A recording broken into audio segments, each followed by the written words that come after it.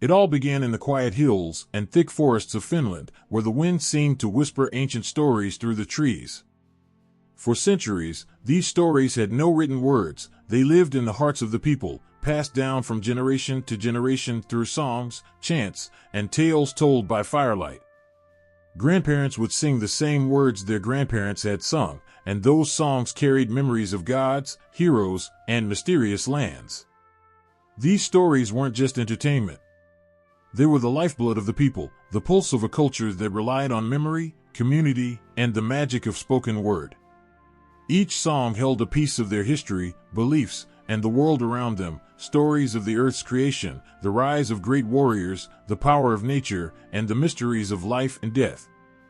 To listen to these songs was to feel the very essence of being Finnish, to feel connected to something larger than oneself. But as the centuries passed, the world began to change.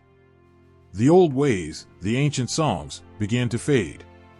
People were moving into cities, learning new ways of life, and the voices that carried the stories were growing quieter. There was a real danger that these precious tales, which had survived through so many generations, might be lost forever. Then, in the early 19th century, a man named Elias Lamrot was born into this rapidly changing world. He was just a young boy in a small village, but the power of the old stories clung to him, capturing his imagination. He wasn't from a wealthy or powerful family, but he had a deep love for knowledge. As he grew older, he studied medicine, becoming a doctor, but the pull of those ancient songs never left him. He knew that something had to be done before the old voices were silenced forever. In his heart, Elias felt a sense of duty. He wasn't just a doctor who healed the sick. He believed he had a responsibility to heal the fading connection between his people and their past. He feared that without the songs, a vital part of Finnish identity would disappear. So, he decided to do something extraordinary. He left behind his comfortable life and set out on foot, traveling across the countryside, through forests, villages, and farms. His mission was simple but profound: to find the last remaining singers, the keepers of these ancient stories, and to preserve their songs. For years, Elias traveled from village to village, often walking for miles through cold and harsh landscapes. He sought out the elders, the ones who still remembered the old ways, the ones whose voices carried the weight of centuries. When he found them, he would sit for hours, listening as they sang, their voices rich with emotion, their words heavy with meaning. Some of these elders were hesitant, unsure why a stranger would care so deeply about these old songs, but Elias listened with such reverence that they opened their hearts to him. He would write down every word, every phrase, making sure that nothing was lost. It wasn't an easy task. Many of these songs were fragmented, some had been forgotten, and no two singers told the same version. But Elias was patient. He knew that these differences were part of what made the story so special. They had been shaped by the voices of countless people, each adding their own touch, their own interpretation. And yet, there was a common thread running through them all, a shared sense of wonder, of reverence for the world, and of the deep bond between humans and nature. Elias wasn't just collecting stories. He was stitching together the soul of a nation. He saw the beauty in the smallest details, the way a phrase would shift meaning depending on who sang it, or how a particular melody could stir emotions that words alone could not. He believed that these songs were more than folklore, they were a way of understanding life itself. And so, after many long years of collecting, Elias returned home with his notebooks filled with stories. He worked tirelessly to compile them into a single, cohesive work, something that could stand the test of time. He didn't change the essence of the stories, he let them remain what they had always been, reflections of the people who had sung them. But he did arrange them in a way that made sense, shaping them into an epic narrative that captured the heart of Finnish mythology. When his work was finally published in 1835, it was called the Kalevala. It wasn't just a book, it was the rebirth of a cultural treasure. The people who read it felt an overwhelming sense of pride, as if a long-lost part of themselves had been returned. For the first time, the stories that had been sung in small villages for centuries were now accessible to everyone, and they were written down in a way that ensured they would never be forgotten. The Kalevala became much more than Elias could have ever imagined. It inspired not only the people of Finland, but also artists, writers, and composers from around the world. The stories of Väinämöinen, Ilmarinen, and Lemminkainen were no longer just the songs of the past, they became part of the global imagination. The book helped solidify Finland's national identity at a time when it was struggling to assert itself on the world stage. But through it all, the heart of the Kalevala remained the same, a collection of songs born from the mouths of ordinary people, shaped by the hands of time, and saved by a man who believed that these stories deserved to live forever. Elias Lönnrot gave Finland its voice back, but in doing so, he gave the world something timeless, proof that stories, no matter how old or forgotten, have the power to endure, to inspire, and to remind us of where we come from. In the heart of Finland, there is a sense that the land itself breathes with ancient magic. The lakes shimmer with an otherworldly light, and the forests hold secrets too old for words. The people here once believed that the world was not just what you could see, but something far more profound, a place where gods, spirits, and nature were all intertwined. Everything had a soul. The trees, the rocks, the rivers, they all lived, whispered, and sometimes, if you were quiet enough, you could almost hear their voices. In the beginning, there was nothing but endless water, a vast sea of emptiness stretching in every direction. Then, from the depths of this water, something began to stir. A great bird flew across the sky, carrying with it the seeds of creation. As it flew, it laid its eggs upon the knee of Ilmatar, the goddess of the air. For countless years, Ilmatar floated alone above the waters, and when the eggs broke, the world as we know it was born. From one half of an egg came the earth, from another the sky. The yolk became the sun, and the white, the moon. Stars scattered across the heavens, and life began to bloom. This was no ordinary creation. It was a world of raw power and endless possibility. Everything had a purpose, a spirit. The wind wasn't just a force, it was an entity, a presence that carried the whispers of the gods. The earth wasn't just dirt beneath your feet, it was alive, watching, protecting, and sometimes testing those who walked upon it. Väinämöinen, the wise old sage, stood at the center of this world. He wasn't a god, but he was something close. His wisdom was unmatched, and his songs could shape the world around him. With a word, he could raise forests or calm the most violent storms. He understood the language of the birds, the animals, and even the winds. In his presence, nature wasn't just alive, it was an extension of him. Every leaf that rustled, every wave that broke against the shore, it all answered to his voice. But Väinämöinen wasn't alone in this world. There were other forces, other beings who held sway over life and death. There was Ilmarinen, the great blacksmith, who could forge anything with his hammer and anvil. His greatest creation was the Sampo, a magical artifact that could bring endless wealth and fortune. But the Sampo wasn't just a simple object, it was a symbol of power, something that everyone desired but no one could truly control. It had the power to bring prosperity, but it also carried the seeds of conflict, as those who sought it would stop at nothing to possess it. And then there was Louhi, the mistress of Pohjola, a figure as powerful as she was feared. Her land, Pohjola, lay to the far north, a place of shadows and cold. Louhi could control the winds, send plagues, and transform into anything she wished. To cross her path was to risk losing everything, for she held the keys to both life and death. Yet, even Louhi was part of the natural order. Her power was a reminder that not everything in the world could be tamed. There were forces darker than human understanding, forces that demanded respect and caution.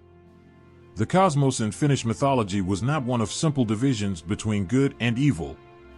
It was a place of balance. Light and dark, creation and destruction, all coexisted in a delicate dance. Even the gods were not all powerful. They were bound by the same rules that governed the world they had helped create. They could shape it, guide it, but they could never fully control it. Nature was both friend and foe. The forests, dense and mysterious, were home to spirits, both kind and cruel. You could walk through a grove and feel the peace of 1,000 years of growth, but take a wrong turn, offend the wrong spirit, and you might never find your way out again. The water, so central to Finnish life, was both a source of sustenance and danger. Lakes and rivers were home to creatures like the Naki, a malevolent water spirit who could pull the unwary to their doom. But they also held the power of healing, of renewal. Water was life, but it was also death. In this world, everything had its place.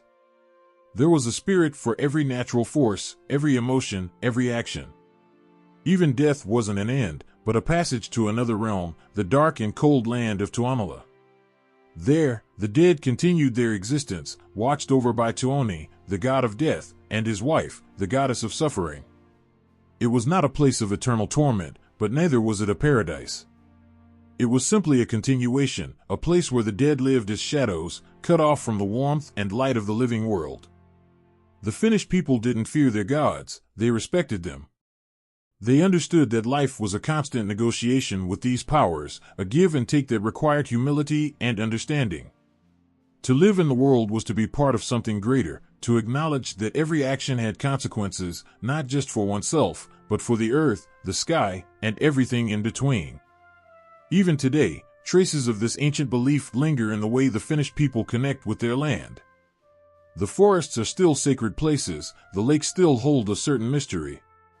The old stories may not be sung as they once were, but they live on in the silence between the trees, and the way the snow falls on a quiet winter night, or the way the midnight sun hangs in the sky, refusing to set. This world, this cosmic order, was fragile but enduring, ancient but ever-present. It wasn't just a place of gods and magic, it was a reflection of the human experience itself. To live in such a world was to feel the weight of existence, the joy of creation, and the inevitability of change. There are moments in history when a single book becomes more than just words on a page. It becomes the voice of a people, the beating heart of a nation. For Finland, the Kalevala was that book. It wasn't just a collection of ancient stories or a celebration of old myths, it was a lifeline, a source of pride, and a symbol of hope at a time when the Finnish people were struggling to find their place in a world that seemed to overlook them. In the 19th century, Finland was caught in the middle of two powerful empires. For centuries, it had been ruled by Sweden, and later it became part of the Russian Empire. The Finnish language was considered second class, and many people felt like their culture was slowly being erased.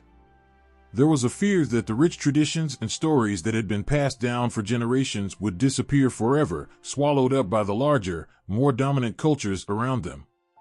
It was a time of uncertainty, and many Finns were beginning to question who they were and what it meant to be Finnish. Then came the Kalevala, a book that changed everything. When Elias Lönnrot compiled the ancient stories of the Finnish people into one epic work, it was as if he had given the nation its voice back. Suddenly, the Finns had something to rally around, something that was uniquely their own. The Kalevala wasn't just a collection of myths, it was a reflection of the soul of Finland. It told stories of great heroes, of wise sages, of love and loss, and of the deep connection between the people and the land they lived on. These were not foreign tales brought in from outside, they were born from the same soil, the same forests and lakes that the Finnish people walked on every day. Reading the Kalevala was like stepping into a mirror and seeing themselves reflected in its pages. The struggles of Väinämöinen, the adventures of Lemminkainen, the tragic fate of Aino, these stories spoke to the Finnish experience in a way that nothing else could. They weren't just legends, they were reminders of the strength, resilience, and wisdom that had carried the Finnish people through centuries of hardship. Every word was a testament to their survival, their perseverance, and their unbreakable bond with the land. At a time when the Finnish language was often pushed aside in favor of Swedish or Russian, the Kalevala helped elevate it to a position of respect and pride. It was written in Finnish, and its success showed that this language, long seen as lesser, had the power to tell stories just as beautiful, just as profound, as any other. The Kalevala became a rallying cry for the Finnish language movement, which sought to preserve and promote the use of Finnish in education, government, and everyday life. But the Kalevala's significance went far beyond language. It became a symbol of unity for the Finnish people. In a country divided by class, region, and occupation, the Kalevala was something that everyone could connect to. It didn't matter if you were a farmer in the countryside, a laborer in the city, or an intellectual in a university, these stories belonged to everyone. They were the shared heritage of a people who had endured so much, and they reminded the Finns of what they were capable of achieving when they stood together. As the 19th century progressed, the Kalevala also played a key role in Finland's growing sense of national identity. The book became a source of inspiration for artists, musicians, and writers who began to draw on its stories and themes in their work. Painters created vivid depictions of the epic's most dramatic scenes, while composers like Jan Sibelius found in the Kalevala the perfect material for stirring, emotional symphonies that spoke to the spirit of the nation. It was through this cultural renaissance, inspired by the Kalevala, that Finland began to define itself not as a province of Russia or a former colony of Sweden, but as a nation in its own right. For many Finns, the Kalevala was more than just a reminder of their past, it became a vision for their future. In the darkest moments of their history, when their sovereignty seemed like a distant dream, the Kalevala reminded them that they were not alone. They were part of a story that stretched back centuries, a story of strength, endurance, and the will to survive. And in that story, they found the courage to fight for their own place in the world. As Finland moved toward independence in the early 20th century, the Kalevala became a symbol of the nation's right to exist. It was a reminder that the Finnish people had their own language, their own culture, their own stories, and their own identity.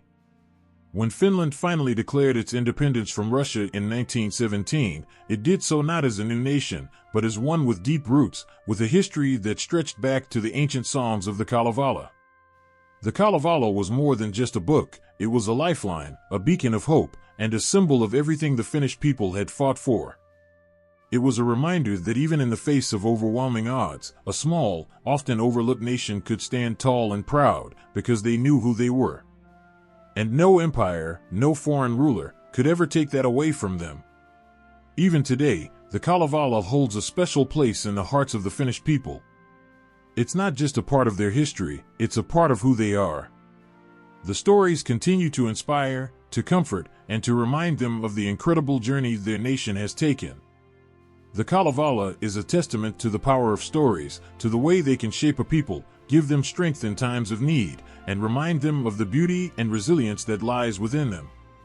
In the quiet forests and endless lakes of Finland, the wind carries whispers of ancient beings. These whispers tell stories of gods, heroes, and spirits who once walked the earth, not as distant figures, but as part of the world itself.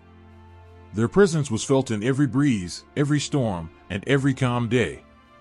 To the people, they were not just myths, they were alive, woven into the very fabric of nature and the human heart. At the center of it all stood Väinämöinen, the wise, old sage whose voice could bend the world to his will. He wasn't a god, but his power was undeniable, a force as old as the earth itself. He knew the songs of creation, the magic that could bring mountains to life or calm the most violent seas. With his kantele, a stringed instrument made from the bones of a giant pike, he played melodies that could stir the soul, bringing both joy and sorrow to those who heard him. Väinämöinen's wisdom ran as deep as the lakes and as old as the forests, and his presence was a guiding light for all those around him. He didn't seek glory or power, his strength came from understanding the world and his place in it. But even Väinämöinen, with all his knowledge, was not the only force in this mythic landscape. There was Ilmarinen, the master blacksmith, whose hands could shape anything from iron to the very elements themselves. In his forge, sparks flew like stars, and with each strike of his hammer, the world seemed to hold its breath. Ilmarinen's greatest creation was the Sampo, a mystical artifact that could bring endless fortune and wealth. Yet, this creation was both a blessing and a curse. The Sampo, though powerful, stirred envy and conflict, for everyone wanted to possess its magic. Ilmarinen's skill was unmatched, but even he could not control the forces his creations unleashed. His was the power of creation, but with creation came responsibility and, often, loss. And then there was Lemminkainen, the bold and reckless hero whose charm was as strong as his sword. He was a figure of courage, known for his adventures and unyielding spirit. But his confidence often led him into danger, as he sought out the impossible, driven by a desire for glory and love. His journey to the dark land of Tuomala, the realm of the dead, is one of the most haunting tales in the Kalevala. Lemminkainen, believing himself invincible, went there to hunt the swan of Tuonela, a creature that no mortal was meant to capture. But his overconfidence led to his death, and his mother, in one of the most heart-wrenching moments of the epic, gathered the pieces of her son's body, knitting him back together with love and determination.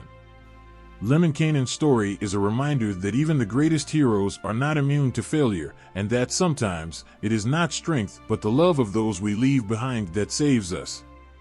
In the far north, in a land of ice and shadow, ruled Louhi, the mistress of Pohjola. Her name struck fear in the hearts of those who heard it. Louhi was not a figure of kindness, she was a sorceress with power over life and death, the wielder of dark magic that could command the winds and freeze the hearts of men. Her land, Pohjola, was a place where light rarely touched, and those who entered often did not return. Yet Louhi was not pure evil. She was a force of nature, embodying the wild, untamable aspects of the world. Her demands, her bargains, were harsh, but they were always fair. She was a reminder that not all power is gentle, and that sometimes, to survive, one must face the darkness within and without. While the gods and heroes shaped the world, the spirits of the land, known as Haltijas, also played a vital role. These spirits inhabited every part of nature, the forests, lakes, rocks, and even homes. They were neither good nor evil, but could be either, depending on how they were treated. A tree might shelter a Haltija, and cutting it down without respect could bring misfortune. The lakes, shimmering under the pale northern sun, held spirits like the Naki, a water creature that could appear as a beautiful woman, luring people to their doom. But the spirits could also be protectors, watching over families and animals, guiding people through difficult times. The Finnish people believed that the line between the human world and the spirit world was thin, almost invisible. Life was a constant conversation with these unseen forces, a negotiation between man and nature, hero and god. The land itself was alive, filled with energies that shaped the destiny of everyone who lived there. In the end, the world of the Kalevala was not one of simple morality. The gods, heroes, and spirits did not fit into neat categories of good or evil. They were complex, reflecting the natural world in all its beauty and brutality. Väinämöinen's wisdom, Ilmarinen's craftsmanship, Lemminkainen's courage, Louhi's dark magic, and the Haltija's quiet presence were all parts of the same whole, different threads in the same tapestry. Together, they formed a world where everything was connected, where even the smallest actions could have consequences that echoed through the ages. These stories were not just told for entertainment, they carried the weight of a people's understanding of life. They spoke to the fear and wonder of living in a world that was often unpredictable and harsh. In the songs of the Kalevala, the Finnish people found not only explanations for the world around them, but also comfort and strength in the face of life's challenges. Whether it was Väinämöinen's wisdom in navigating the storms of life, Lemminkainen's reminder that even the boldest can fall, or Louhi's lesson that darkness must be faced head-on, these figures gave meaning to the struggles and triumphs of everyday life. Even today, their stories continue to echo through the forests, over the lakes, and in the hearts of those who listen. In the vast, untamed wilderness of Finland, where the forests stretch endlessly and the lakes shimmer under the northern sun, nature holds a power that is ancient and all-encompassing. To the people who lived there, it wasn't just a backdrop to their lives, it was life itself. Every gust of wind, every crash of thunder, every flicker of the northern lights carried with it the presence of something greater. The elements weren't just natural forces, they were alive, infused with a spirit that could be both kind and cruel. To understand Finnish mythology, one must feel the pulse of the earth, hear the whisper of the wind, and see the world through the eyes of those who lived in harmony with these forces. Nature was not something to be conquered or tamed, it was to be respected, feared, and revered. The people understood that they were small in the face of the towering trees, the rushing rivers, and the endless sky. Yet, they also knew they were a part of it, connected to every leaf, every raindrop, every breath of air. The Kalevala, the heart of Finnish mythology, is filled with stories that show this deep connection to the natural world. In these myths, the earth and sky were not silent, they were active participants in the lives of the gods and heroes. The elements were powerful forces that could shape destinies, heal wounds, or bring ruin. the wind, especially, played a vital role. In Finnish myths, the wind wasn't just a breeze that moved the trees, it was a living force that could carry voices, secrets, and even magic. The great Väinämöinen, the wise old sage, was known to call upon the wind to aid him in his travels. He would sing, and the wind would rise, lifting his boat over the waves, guiding him where he needed to go. But the wind could also be cruel, blowing fiercely, tearing through forests, and overturning boats in moments of anger. It was unpredictable, much like life itself, and the people knew they could never fully trust its intentions. Water, too, was more than just a source of life, it was a powerful force with a will of its own. The lakes and rivers of Finland were home to spirits, beings that watched over the waters and guarded their mysteries. One such spirit was the Naki, a mysterious water creature that lurked beneath the surface, waiting to lure unsuspecting travelers to their doom. But water could also be a source of healing and renewal. In many stories, the rivers and lakes were places of purification, where heroes would go to wash away their sins or seek guidance from the spirits that dwelled there. The most powerful of all waters, however, was the sea. The Gulf of Finland and the Baltic Sea were vast and wild, and they played a central role in many myths. The sea could be a provider, offering fish and sustenance, but it could also be a destroyer, swallowing ships and drowning sailors in its depths. The sea was seen as a great unknown, a place where the living and the dead could meet. It was both feared and respected, for it held the power to give life and take it away in the same breath. But perhaps the most awe-inspiring of all the elements was fire. In Finnish myths, fire was not just a source of warmth or light, it was a sacred force. It represented life, energy, and creation, but also destruction. The fire god Väinämöinen, the master blacksmith, harnessed the power of fire to create the legendary Sampo, a mystical artifact that could bring prosperity. The forge, where Väinämöinen worked, was a place where fire was tamed and made to serve the will of man. But fire could never truly be controlled. It was always waiting, always ready to break free and consume everything in its path. In the myths, there are tales of wildfires that raged through the forests, burning everything in their wake, reminding the people that fire, like life, was fragile and fleeting. The forest, too, held a special place in Finnish mythology. It was not just a collection of trees, it was a living entity, filled with spirits and creatures that watched over it. The Haltijas, the guardian spirits of nature, were believed to dwell in the trees and rocks, protecting the land from harm. The forests were both a source of life and a place of mystery. They provided food, shelter, and medicine, but they were also home to dark and dangerous forces. It was said that if you ventured too far into the woods without respect, the forest spirits could lead you astray, and you might never return. The forest was a place where the line between the human world and the spirit world was thin, where one could easily cross over without realizing it. And then there was the sky, vast and endless, stretching over everything. The sky was home to the gods, the place where the northern lights danced, casting their eerie glow over the land. The sun and the moon were not just celestial bodies, they were deities in their own right, watching over the world below. The sun, with its warm light, was a symbol of life and hope, while the moon, with its pale glow, was associated with mystery, magic, and the passage of time. The stars, too, held a special significance, as they were believed to be the souls of the departed, watching over the living from their place in the heavens. The seasons, governed by the elements, were also central to Finnish life and mythology. The long, dark winters, where the sun barely rose above the horizon, were a time of survival, where the people had to rely on their connection to nature to make it through. The harshness of winter was a reminder of the power of the elements, of the constant struggle between life and death. But then came spring, when the ice melted and the land came back to life. The return of warmth and light was a time of renewal, a reminder that even in the darkest times, there is always the promise of new beginnings. The myths of the Kalevala show that nature, in all its forms, was not just a backdrop to human life, it was a force that shaped every aspect of existence. The wind, water, fire, forest, and sky were all alive, filled with spirits and energies that guided and tested the people. To live in this world was to understand that you were part of something much greater, something powerful and eternal. Nature was both a friend and an enemy, a provider and a destroyer, but above all, it was sacred.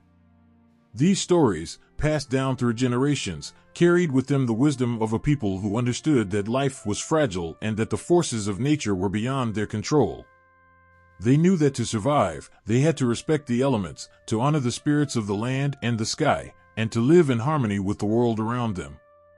In the beginning, before there was land or sea, before there was light or sound, there was Ilmatar. She floated alone in the vast, endless void, cradled by the winds and the silent waters of the cosmic ocean. There was no earth beneath her, no sky above her, just the gentle waves that carried her, like a mother's embrace. She was the daughter of the air, a being born from the very breath of existence, and for countless ages she drifted, dreaming of a world that had yet to be. For 700 years, Ilmatar existed in this solitude, waiting for something, though she did not know what. Her heart longed for more, for creation, for life. As she floated, she reached down, letting her hand sweep across the surface of the waters, and for the first time, she felt a stirring within her. The waves responded to her touch, and a powerful desire began to grow, a need to create, to give form to the formless.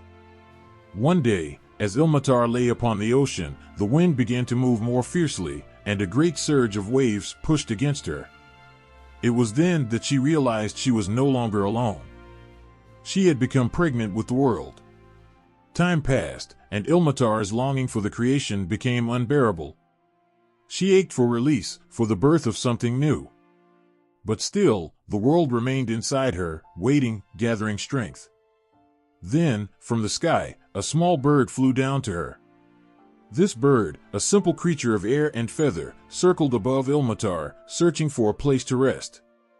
Seeing the wide, endless ocean with no land to perch upon, the bird grew weary. Ilmatar, moved by its need, lifted her knee from the waters, offering it a resting place. The bird gratefully settled on her knee and began to build a nest, weaving it carefully from twigs and leaves. For days, the bird sat on the nest, and soon it laid eggs, 7 eggs, 6 made of gold, and 1 made of iron. The eggs warmed under the bird's care, but as they grew hotter, Ilmatar felt the searing heat burning her knee. She shifted slightly, trying to ease the discomfort, and in that moment, the nest tumbled into the ocean. The eggs shattered in the water, their golden and iron shells breaking apart, spilling their contents into the void. But from this destruction came creation. The lower half of the eggshells became the solid earth, forming the land that would rise from the waters. The upper half of the shells stretched out to form the sky, vast and endless. The yolk from the eggs became the bright, burning sun, casting its warm light over the new world. The egg whites turned into the soft, glowing moon, while the scattered fragments of the broken shells transformed into the stars, twinkling in the night sky. Ilmatar watched in awe as the world unfolded before her eyes. The ocean spread out across the land, rivers and lakes carved their paths, and the first winds began to blow. Mountains rose from the depths, towering and majestic, while forests sprang up, filling the air with the scent of pine and birch. Life began to stir in every corner of this new earth, from the smallest insect to the mightiest tree, each born from the magic of those broken eggs. But the world was not yet complete. Though the earth had formed and the stars had taken their places in the heavens, there was still something missing, something that could give meaning and purpose to this creation. It was then that Ilmatar gave birth to Väinämöinen, the wise one, the first of all beings. Väinämöinen was not like other creatures. He was born with knowledge of the world's secrets, an understanding of the magic that had shaped the land, the sea, and the sky. His birth was a miracle, the culmination of Ilmatar's long yearning for life. As soon as he entered the world, he could feel the pulse of the earth beneath him, the rhythm of the waves, the gentle hum of the wind. Väinämöinen stood tall, his eyes gazing out over the creation that surrounded him. He could hear the voices of the trees, the call of the waters, and the whispers of the stars.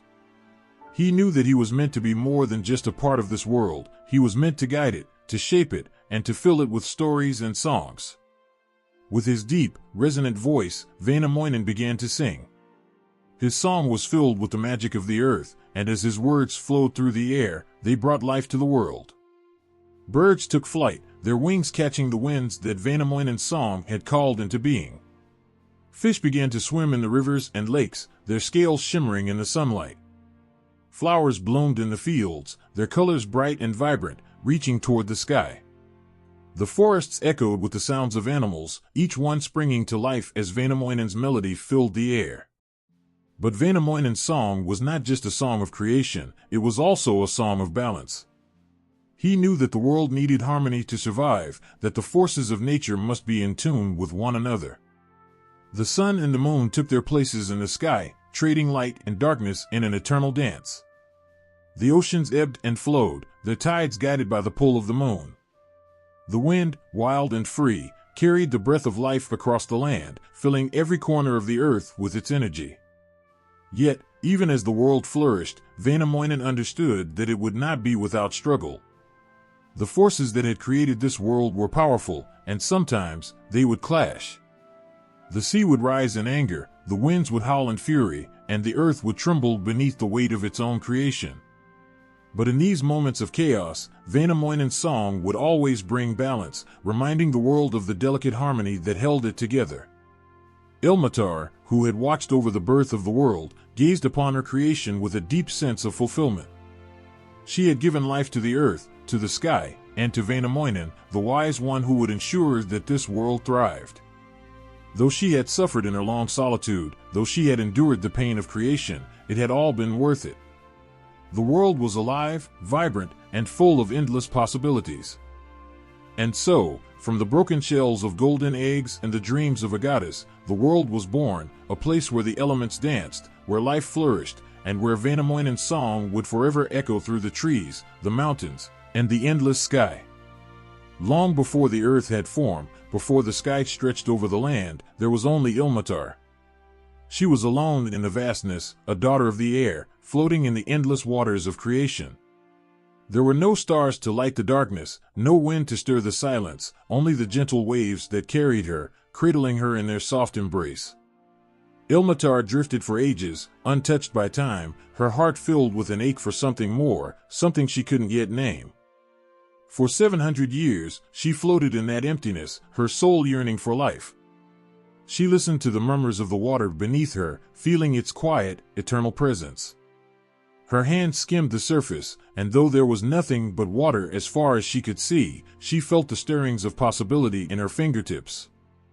The void around her was vast, but within her, something had begun to awaken, a deep, ancient longing for creation. Then, one day, as she lay upon the waves, something shifted inside her. The vast ocean seemed to come alive with a new energy, and Ilmatar felt it surge through her. She reached out to the waters, her fingers trembling, and for the first time, she understood that she was not just a being of air and sky, she was the mother of something far greater. It was then that Ilmatar conceived the world. The emptiness that had once surrounded her was now filled with the potential of life, stirring in her belly.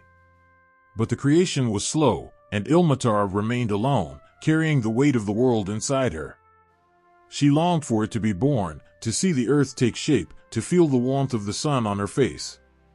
But still, she waited, floating in the endless ocean, the world growing within her like a seed waiting for spring. As the years passed, Ilmatar's desire for creation became almost unbearable. She could feel the life within her struggling to break free, but it had no form, no place to exist. Then, from above, a bird flew down to her. It was a waterfowl, tired from its long flight, searching for a place to rest. Seeing Ilmatar, the bird circled above her, looking for a place to land. But the waters stretched endlessly, offering no solid ground. Moved by the bird's plight, Ilmatar lifted her knee from the water, offering it a perch. The bird gratefully settled on her knee and, after a time, built a nest from twigs and leaves. There, it laid 7 eggs, 6 of gold and 1 of iron. For days, the bird sat on the eggs, warming them with its body, while Ilmatar watched in wonder, feeling the power of creation growing around her. But soon, the heat from the eggs became too much to bear. The warmth spread through Ilmatar's body, burning her, and in a moment of agony, she shifted. The nest toppled from her knee, and the eggs fell into the ocean below.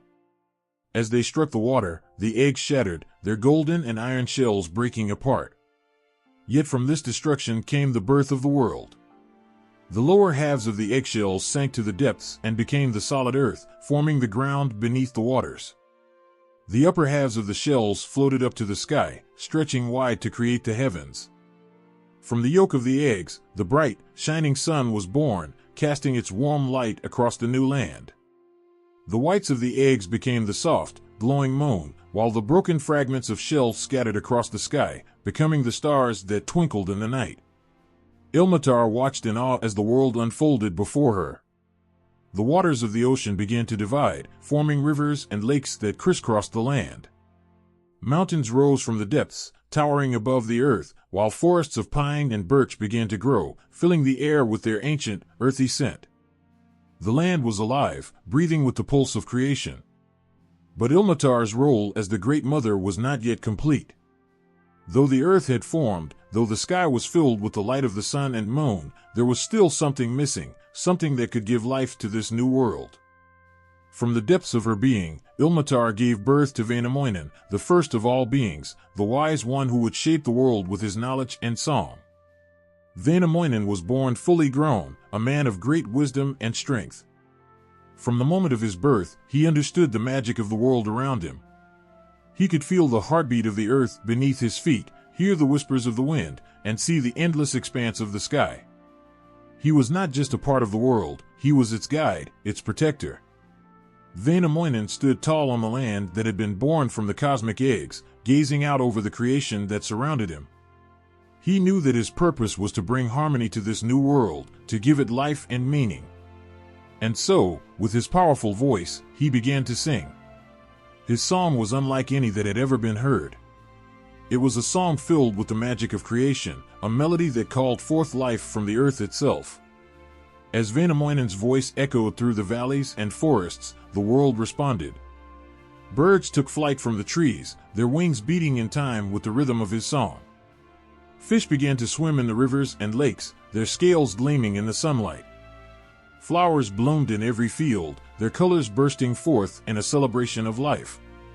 But Väinämöinen's song did more than just bring life, it brought balance.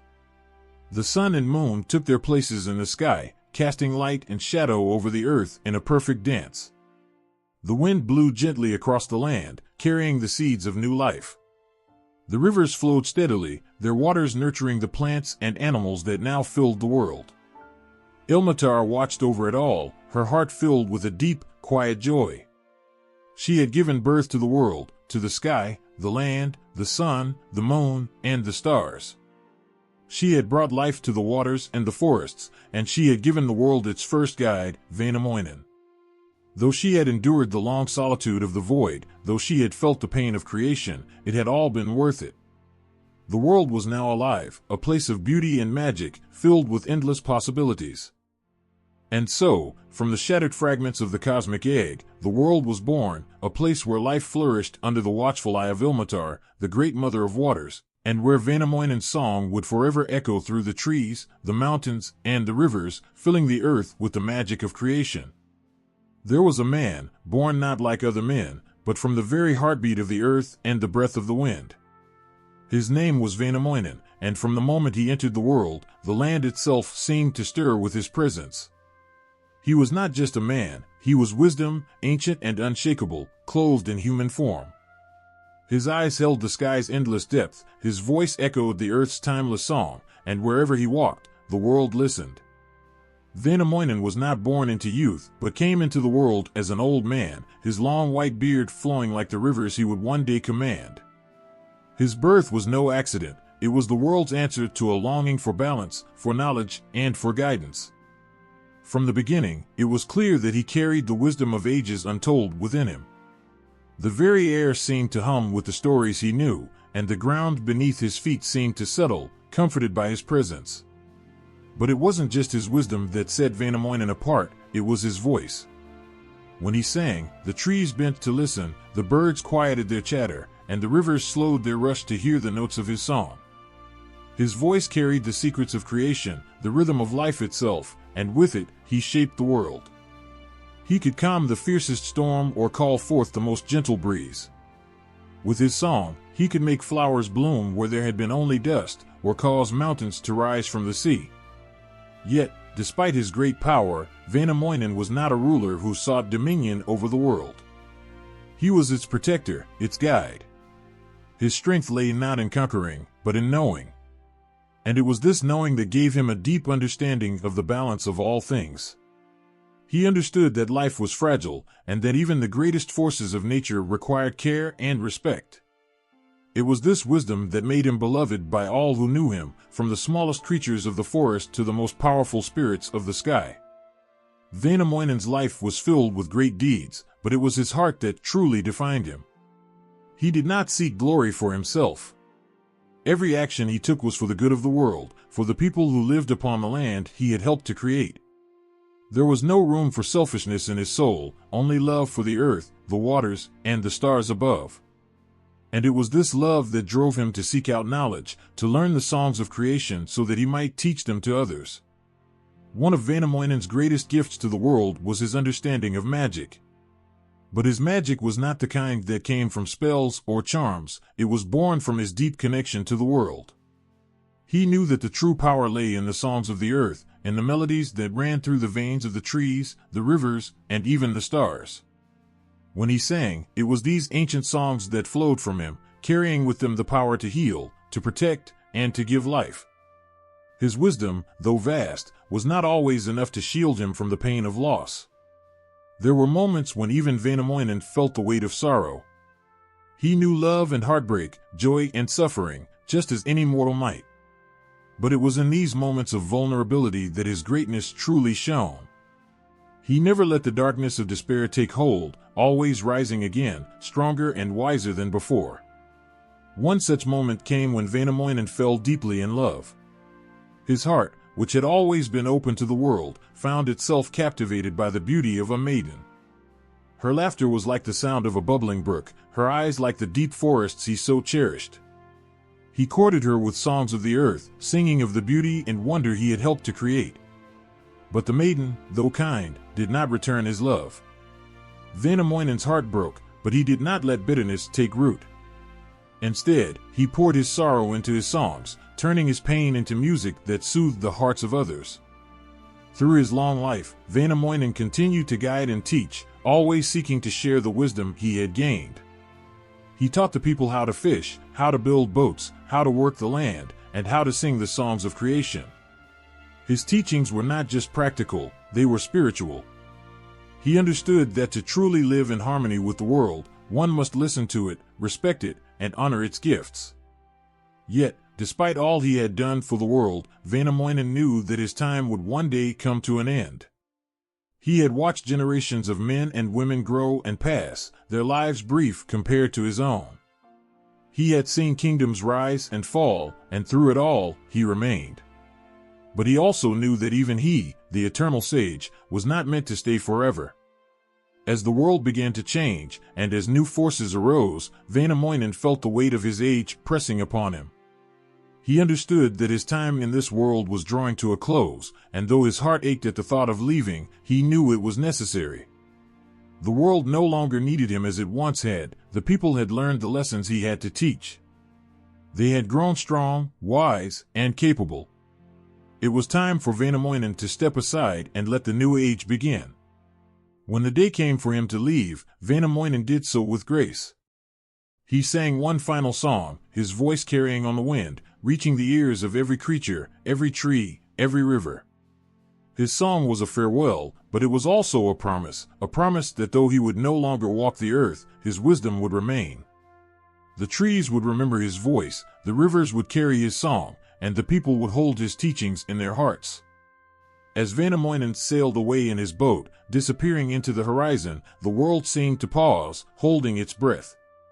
His departure marked the end of an era, but it also signaled the beginning of a new one. The sage was gone, but his spirit lived on in the land he had helped to create, in the songs he had sung, and in the hearts of those who had known him. Though he sailed away, Väinämöinen's legacy would never fade. His wisdom, his songs, and his love for the world would echo through the ages, a timeless reminder of the man who had been born from the heartbeat of the earth and the breath of the wind. And in every forest, every river, and every starry night, his presence would be felt, a quiet, eternal song that would never be forgotten. In the beginning, there was no great war, no clash of titans to bring the world into being. Instead, it began with a song, soft, gentle, like a breath carried on the wind. From that melody, the earth was shaped, the sky was lifted, and life began to stir. In Finnish mythology, magic was not something wielded with force, it was something sung, whispered into existence through the power of words and music. And in every corner of life, from the birth of a child to the growth of a tree, this magic hummed quietly, binding everything together. The power of song was the heartbeat of creation. Väinämöinen, the wise old sage, knew this better than anyone. His voice could stir the very elements of nature. When he sang, the waters danced, the wind swirled, and the trees seemed to lean in to listen. It wasn't just that he had a beautiful voice, his songs carried the ancient magic of the world, the essence of life itself. Every word he sang was a thread, weaving the fabric of existence tighter and more whole. It was said that with his songs, he could raise mountains, calm storms, or make the birds fall silent in awe. But magic wasn't only reserved for the mighty sages or gods. In everyday life, people knew that song had the power to change the world around them. It wasn't uncommon to hear a mother singing softly as she rocked her child to sleep. Her lullaby wasn't just comfort, it was protection. With every note, she wove a spell to keep her child safe, to ensure peaceful dreams, and to ward off any harm that might come. Magic in Finnish myth was intimate, woven into the smallest moments of life, like the thread of a well-loved blanket wrapped around the soul. Fishermen, setting out on the rough waters of the sea, would sing to the waves. Their voices blended with the cries of the gulls and the sound of the wind in their sails. They weren't just singing to pass the time. They were asking the waters to be kind, to grant them a bountiful catch, and to bring them safely home. In those simple melodies, there was a plea, a connection to the forces of nature that governed their lives. And often, the sea would answer, gently lapping at their boats or swelling in response, as if it too knew the language of song. In the fields, as farmers worked the land, their songs rose with the dust. They sang to the earth, to the soil beneath their feet, coaxing it to yield its crops, to nourish their families. They knew that every seed they planted was a small act of faith in the power of nature, but their songs gave that faith voice. The land wasn't just dirt and stones, it was alive, and it listened. The songs were like prayers, whispered to the earth, asking for its blessings, for life to continue its quiet, steady rhythm. Magic wasn't always grand or overwhelming. Often, it was subtle, barely noticed, like the flutter of a bird's wing. It lived in the everyday tasks, in the moments that seemed small but were filled with meaning. When a man would build his house, he didn't just lay stones or cut wood, he sang as he worked. His voice blended with the sound of his hammer, each stroke carrying a note of magic, a plea for the house to be strong, to shelter his family. He wasn't just building with his hands, he was building with his heart, with the magic of the world that had shaped him. There were times, of course, when magic surged, when it was called upon in moments of great need. During times of illness or war, when the heart of the community faltered, the songs grew louder, more intense. Healers would sing over the sick, their voices low and steady, coaxing the life back into their bodies. Warriors, preparing for battle, would sing to their weapons, asking for strength and courage. In those moments, magic was fierce, like a fire that roared to life, burning away the fear, the pain, and the doubt. But always, it was the song that carried that magic. Words, when spoken with intention and heart, had power. They were more than just sounds, they were the lifeblood of creation. Väinämöinen understood this well.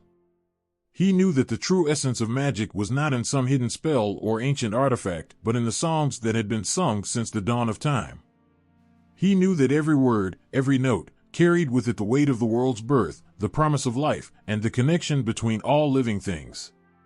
In the forests, the animals, too, knew this song. The birds sang it every morning with the rise of the sun, their voices carrying the magic of the new day. The wolves howled it to the moon, their cries a reminder of the untamed power of nature. Even the trees, though silent, seemed to hum with the magic of the earth, their branches swaying in time with the eternal melody that flowed through the land. And in the hearts of the people, that song lived on. It was passed down through generations, taught to children by their parents, whispered by the firelight on cold winter nights. It was in the stories they told, the songs they sang, and the quiet moments when they looked out over the vast, untamed beauty of their world.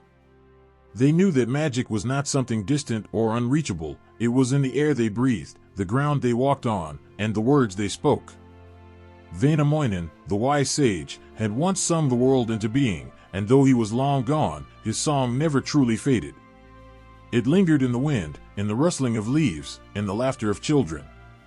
It was a reminder that magic was not something to be sought after or controlled, it was something that lived in every breath, every heartbeat, and every note of every song. And as long as the people remembered that, as long as they sang, the magic would never die. In every song, there was life. In every note, there was magic. And in every heart that listened, there was the power to change the world.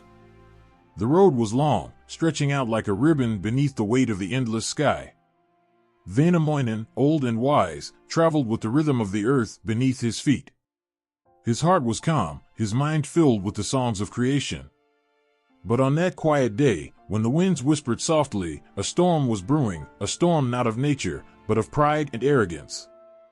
Joukahainen, a young man burning with ambition, had heard tales of Väinämöinen's greatness all his life. Each story cut into him like a sharp blade, fueling his desire to prove himself. He believed that knowledge could be measured in words and the coldness of intellect. And so, with the reckless fire of youth in his chest, he made a decision: he would challenge Väinämöinen, the eternal sage, and bring him low. The two men met on a narrow path, one where the sky seemed to touch the earth. Väinämöinen, his face withered like ancient stone, looked at the younger man with quiet curiosity. Joukahainen, though tall and strong, felt the weight of those wise eyes upon him. But pride had wrapped its chains around his heart, and he refused to let fear or doubt creep in. Without hesitation, Joukahainen raised his voice. He recited all the knowledge he had accumulated, naming mountains, rivers, and the stars above. His words were sharp, filled with a desperate need to prove himself. He spoke with confidence, believing that his knowledge alone could defeat the one who had shaped the world with song. But Väinämöinen stood silent. He listened, his expression unchanging, as if the words floated around him like leaves on the wind. And when Joukahainen's voice finally fell silent, expecting praise or fear, Väinämöinen spoke. His voice was not loud, but it carried the weight of time itself. With gentle ease, Väinämöinen began to sing. His song was not just words, it was the pulse of the earth, the breath of the sky, the heartbeat of the universe. His voice wove through the air like a thread of gold, wrapping around Joukahainen's arrogance and turning it to dust. The ground trembled softly beneath their feet, and the young man's face drained of color. Joukahainen, who moments before had been filled with pride, felt the earth beneath him shift. It was as if the world itself had turned against him, and his feet sank deeper into the soft soil. Panic clawed at his chest, and he struggled to stay upright, but Väinämöinen's song was relentless. It flowed over him like a river, unyielding and unstoppable. With each note, Joukahainen sank lower. His legs were swallowed by the earth, his body trapped in the grasp of the soil. He tried to fight, tried to use his words to free himself, but they fell flat, powerless against the magic of Väinämöinen's song. The young man, who had once thought himself so wise, so powerful, was now helpless, sinking deeper into the ground with each passing moment. In that moment of fear and desperation, something inside Joukahainen shattered. His pride crumbled, and all that was left was the raw, trembling heart of a man who realized he had overstepped.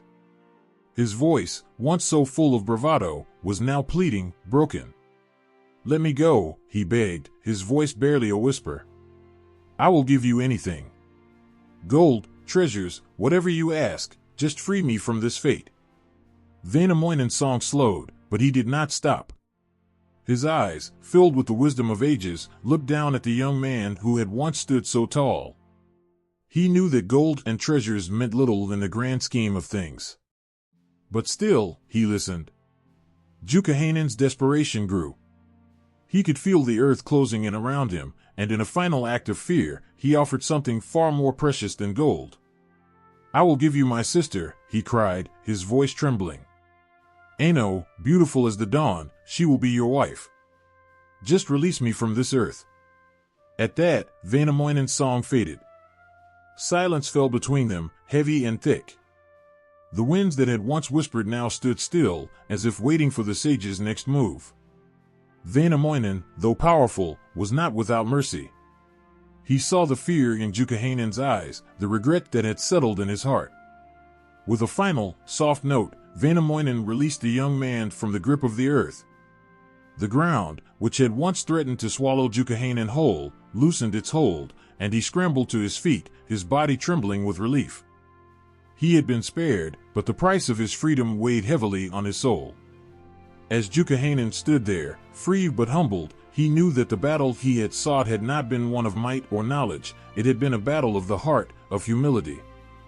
He had challenged a force far greater than himself, and in doing so, had nearly lost everything. Väinämöinen, calm and unshaken, turned and continued on his path. His footsteps were steady, his heart still filled with the ancient songs that had shaped the world. Behind him, Joukahainen stood, the weight of his defeat pressing down on his shoulders. The young man, once so eager to prove himself, had learned a lesson that day.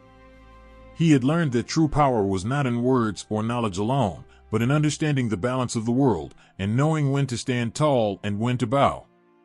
And as the figure of Väinämöinen disappeared into the distance, Joukahainen knew that he would never forget the day he had challenged the eternal sage, and lost. In the quiet that followed, the world seemed to breathe again. The winds picked up their song, the trees rustled their leaves, and life continued as it always had. But for Joukahainen, nothing would ever be the same.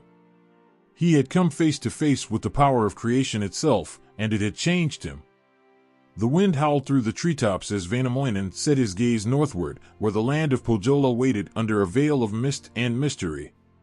His heart was heavy with purpose, for this journey was no ordinary one. Pohjola was a place of shadows, of cold and unforgiving landscapes. Yet, in its heart lay something so powerful that it stirred even the ancient blood of the wise Väinämöinen, the Sampo, a mystical artifact said to bring prosperity and fortune to whoever possessed it. With each step, the earth seemed to groan under the weight of his burden, knowing the trials that lay ahead. But Väinämöinen was not deterred. His mind was filled with the stories of old, the power of creation itself woven into every fiber of his being. Yet this time, it was not merely the craft of song or the wisdom of ages that drove him.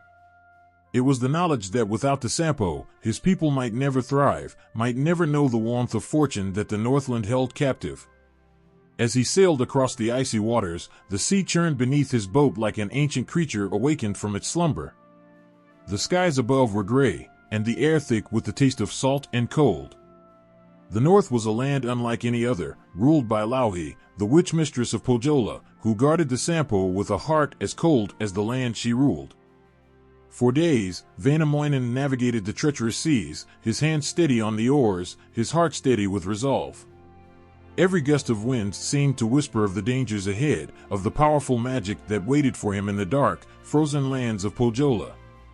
But it was not the fear of magic that gripped his heart, it was the uncertainty of what he might have to sacrifice to claim the Sampo. Upon reaching the shores of Pohjola, the cold bit into his skin, sharper than any blade. The land was barren, filled with jagged rocks and skies that never seemed to lighten. Yet there, among the desolation, Väinämöinen's eyes found the dark fortress where Louhi resided. It loomed in the distance, a place of shadows and whispers, its walls as cold as the heart of the one who ruled it. As Väinämöinen approached, he was met with silence, the kind of silence that wraps around the soul and makes it shiver. Louhi's eyes were upon him before he even stepped foot inside her domain. She knew why he had come. She knew of his quest, and in her heart, she weighed his worth, considering whether this ancient sage would be able to match her wit and power. Väinämöinen stood before her, his voice calm, but his heart racing with the weight of what he was about to ask. The sample was not something one could simply take, it was something that had to be earned, bargained for, or stolen. And Louhi was not one to part with such a treasure easily. Louhi, with her eyes as cold as ice and her smile filled with malice, spoke of the great tasks that must be completed before Väinämöinen could even hope to lay his hands on the Sampo. She asked for impossible things, tasks that would break even the strongest of men. But Väinämöinen, with his wisdom and magic, did not falter. He built a great ship with nothing but his words, each plank and sail crafted from the very breath of his song. He tamed the creatures of the land, bending them to his will with the power of his voice. He faced storms that threatened to tear him apart, yet each time, Väinämöinen rose again, his strength unwavering, his eyes never leaving the path ahead.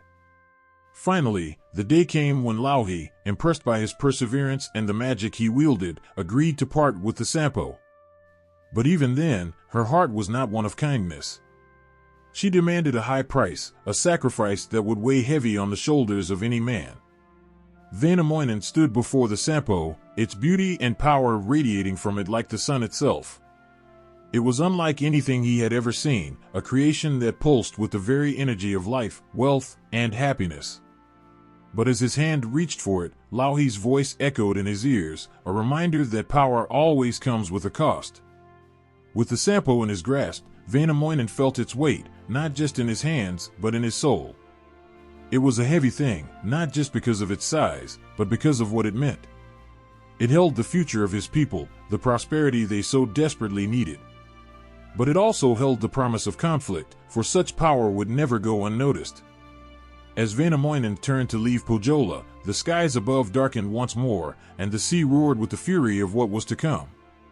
Louhi's eyes followed him, knowing that this was not the end. The Sampo had left her hands, but it would never leave her heart. She would watch, she would wait, and when the time was right, she would strike. The journey back to his homeland was fraught with dangers.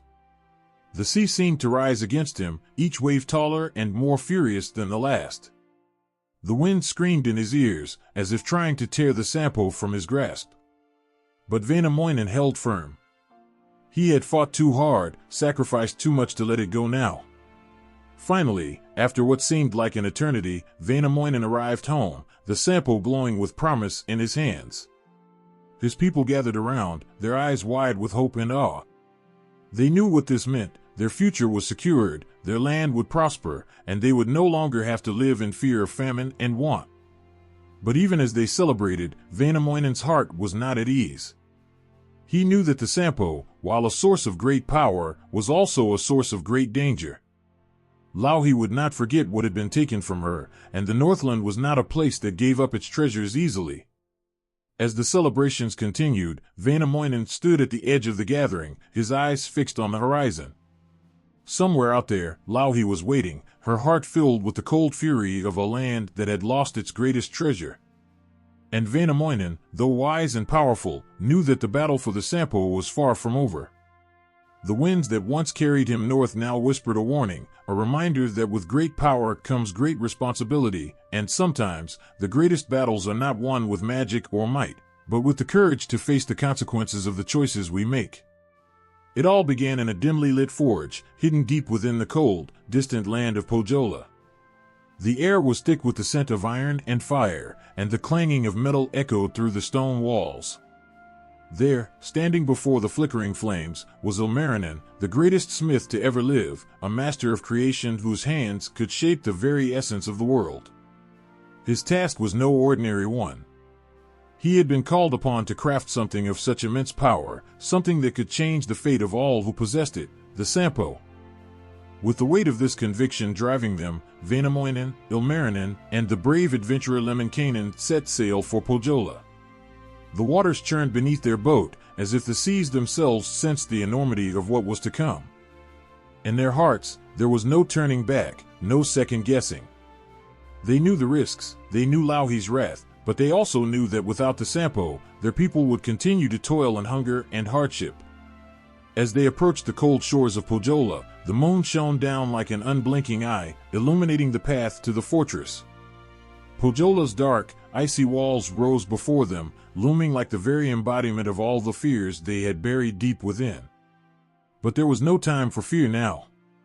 They moved quietly through the shadows, each step measured, each breath held.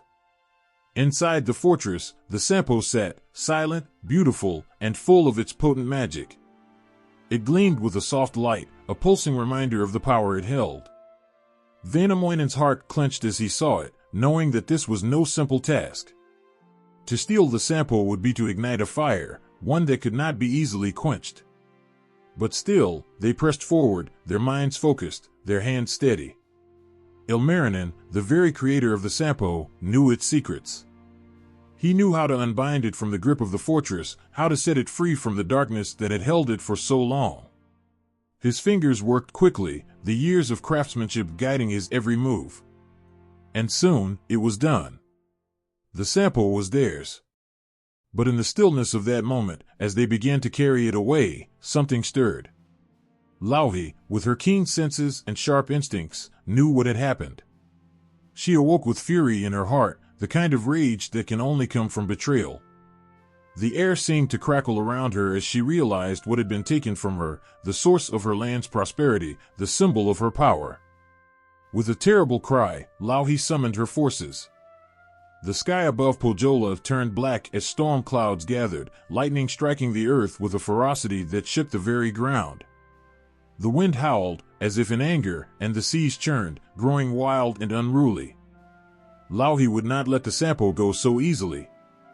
Väinämöinen, Ilmarinen, and Lemminkainen ran toward their boat, the Sampo clutched tightly in their hands. But the storm was upon them, the waters crashing violently around their small vessel as they pushed off into the sea. The waves rose like mountains, threatening to swallow them whole. Yet they held on, their hearts beating in time with the pounding of the storm. But Louhi was relentless. She sent her warriors after them, fierce men who would stop at nothing to retrieve the Sampo. The battle began on the turbulent seas, with swords clashing and shouts of fury echoing through the storm. The boat rocked violently, nearly capsizing as the fight raged on. The Sampo, glowing faintly in the chaos, seemed to call out to both sides, as if it knew the power it held over their lives. Väinämöinen, ever the wise one, used his magic to hold the boat steady, his voice rising above the storm as he sang ancient spells, calling on the forces of nature to aid them. But Louhi was no stranger to magic herself. She summoned a monstrous whirlpool, a swirling vortex of water and destruction, intent on dragging the boat, and the Sampo, into the depths of the sea. The boat spun wildly, the pull of the whirlpool too strong to resist. In that moment, the fate of the Sampo hung in the balance. Would it be swallowed by the sea, lost forever to the dark waters below? Or would they escape, taking with them the magic and prosperity they so desperately sought? But just as all seemed lost, Lemminkainen, brave and reckless, leapt into action. With a swift move, he hurled his sword at the heart of the whirlpool, breaking Louhi's spell and calming the waters. The boat steadied, and for a brief moment, they thought they had won. Yet, fate is not so easily tamed. As the storm subsided and the waters grew calm, the Sampo, still clutched tightly in the boat, began to crack. The power that had been bound within it for so long was too great, and the Sampo, beautiful and magical, shattered. Its pieces scattered into the sea, sinking beneath the waves, lost to the depths. The men, exhausted and heartbroken, stared at the calm sea where the Sampo had vanished. The treasure they had fought so hard for, the source of wealth and prosperity, was gone. But in its place, something else had been gained. The magic of the Sampo, though lost, had seeped into the sea, into the earth, into the air. Its blessings would no longer be confined to one place, one land. It would flow freely, nourishing the world in ways they could not yet understand. Louhi, defeated but not broken, retreated to her dark fortress. Though she had lost the Sampo, she knew that her land would still thrive, for the magic of the Sampo had not disappeared, it had simply changed form. And so, the theft of the Sampo, though a failure in one sense, was also a victory. The power of the Sampo, once hoarded and guarded, was now part of the world itself, shared by all, just as Väinämöinen had hoped. But the cost had been great, and the men knew that such power always comes with a price. There was always something different about Lemminkainen. He was the kind of man who walked through life with a gleam in his eye and a fearless smile on his lips, as if the world existed solely for his adventures. His fiery spirit couldn't be tamed, his heart always pulled toward danger and excitement, and where others hesitated, Lemminkainen leapt. His charisma was undeniable. Wherever he went, people found themselves drawn to his boundless energy, unable to resist the pull of his reckless charm. Lemminkainen was not just any hero. He was wild, unpredictable, and unyielding. He thrived on challenges, testing his strength and wits against both man and the elements. His feats were spoken of in every corner of the land, stories of his bravery spreading like wildfire, stirring the hearts of those who longed for freedom from the ordinary. He lived for glory, and nothing could stop him from chasing it. The weight of this task sat heavily on Ilmarinen's shoulders.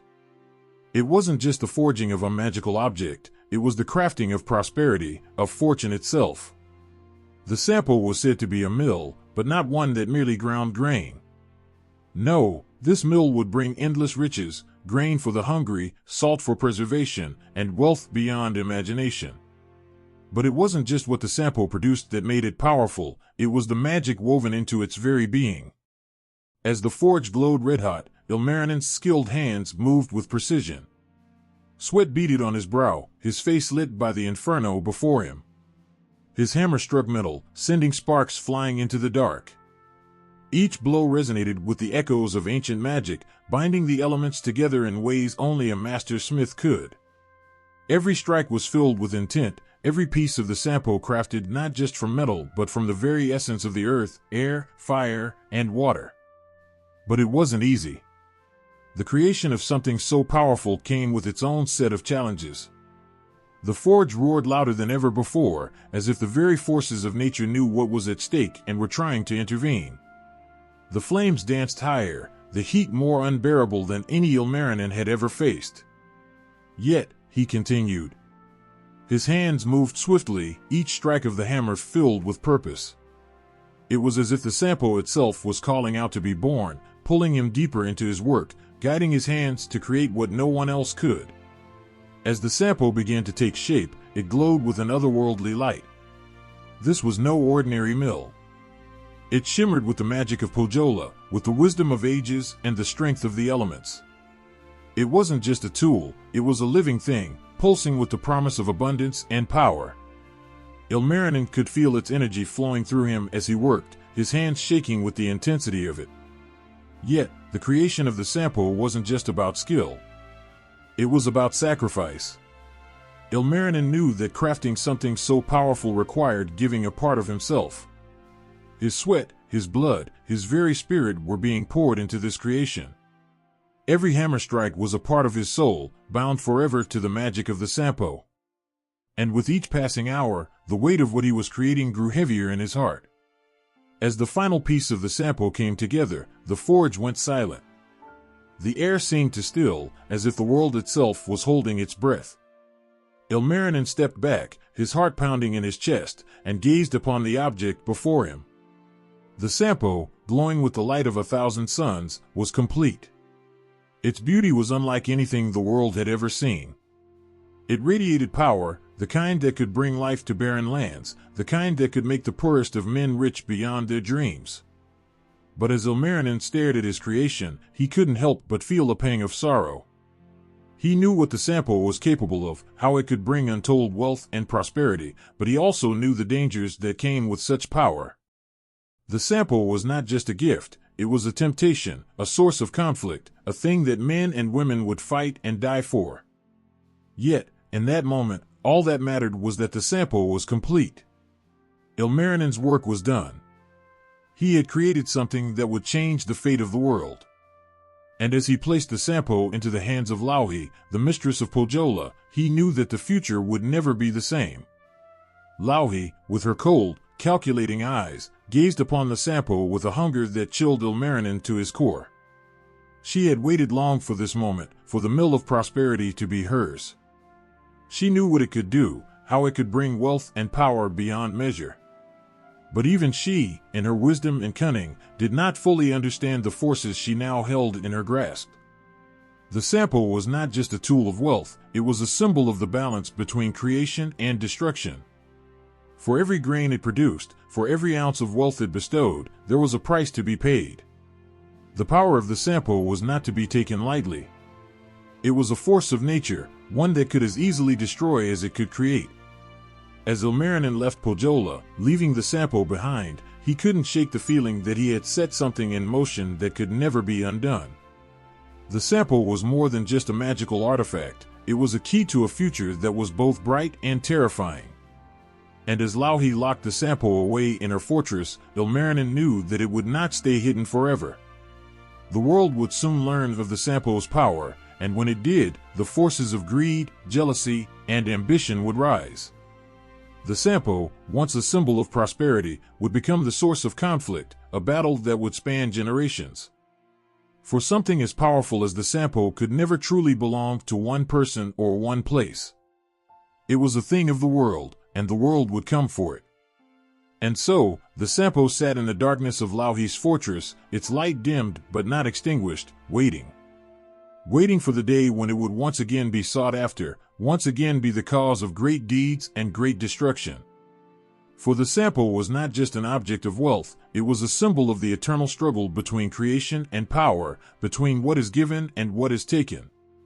And though Ilmarinen had crafted it with his hands, the fate of the Sampo was no longer in his control.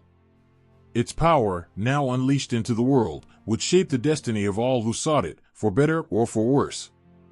In the dead of night, when the sky hung heavy with stars and the air was thick with silence, a plan was set in motion that would change the fate of many. The Sampo, that magical mill of endless fortune, lay hidden deep within the iron walls of Pohjola, guarded fiercely by Louhi, the mistress of the north.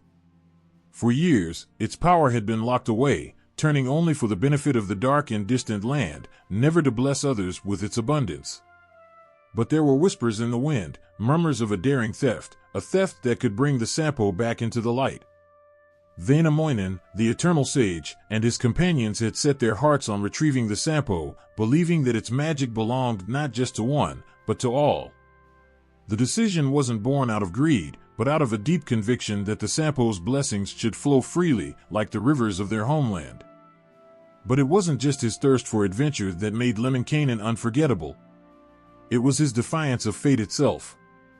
He laughed in the face of danger, never fearing what might come next. His mother, often worried about her son's reckless pursuits, would beg him to stay safe, to think twice before setting off on yet another perilous journey. But Lemminkainen would simply smile, that familiar glint in his eyes, and promise her he would return. He always believed he would, no matter the odds. His greatest exploits became the stuff of legends, and none were as daring as his infamous trip to the Northland. Pohjola was a land of darkness, where dangers lurked at every turn, and no one in their right mind would venture there without a cause. But Lemminkainen had heard of the beautiful maidens of the north and decided, in true Lemminkainen fashion, that one of them would become his bride. It was a reckless pursuit, a bold claim, but it didn't matter to him. For Lemminkainen, nothing was out of reach. Without hesitation, he set off for Pohjola, determined to prove himself worthy of a northern bride. The journey was treacherous, the road long and fraught with challenges. But Lemminkainen laughed in the face of them all. Whether it was wild beasts or harsh weather, he fought through every obstacle with the strength of a lion and the cunning of a fox. His heart was set on his goal, and he would not be turned back. Yet, Pohjola was not a land to be trifled with. Louhi, the mistress of the north, was as cunning as she was powerful. She saw through Lemminkainen's bravado and set before him impossible tasks, challenges meant to break him, to turn him away empty-handed. But Lemminkainen would not be broken. With each test, he grew bolder, using every ounce of his strength and wit to overcome the obstacles Louhi threw his way. There was fire in his soul, a burning need to prove himself not just to Louhi, not just to the people of Pohjola, but to the world. Lemminkainen was not one to be underestimated. He wrestled with magical beasts, he hunted down fierce creatures, and he performed deeds no one thought possible. And with each victory, his confidence grew, his charm only intensifying as he flirted with the idea of impossibility. But there was always a price to pay for such reckless daring, and Lemminkainen soon found himself caught in the web of his own hubris. Louhi, in her wisdom, knew that there was one task Lemminkainen could not complete, one final challenge that would prove his undoing. She sent him to the river of Tuonela, the land of the dead, to retrieve the black swan. It was a task meant for no living man, and even Lemminkainen, as brave and bold as he was, could not escape its fatal pull. As he approached the river, his usual lightheartedness faded, replaced by a sense of foreboding. The waters of Tuonela were dark, still, and cold, like death itself. But Lemminkainen was not one to turn back. He stepped into the river, his heart pounding in his chest.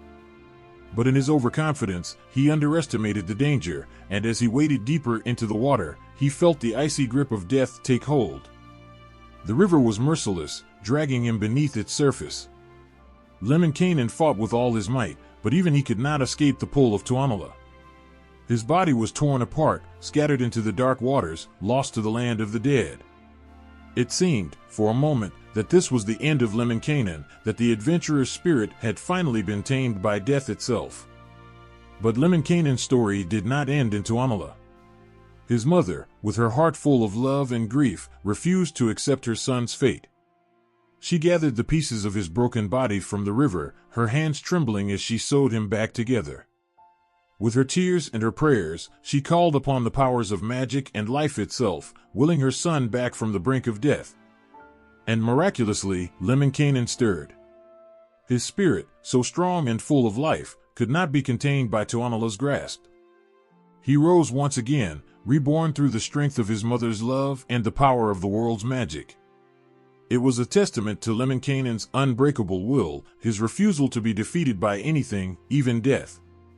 His return was not one of sorrow or regret, but of renewed determination.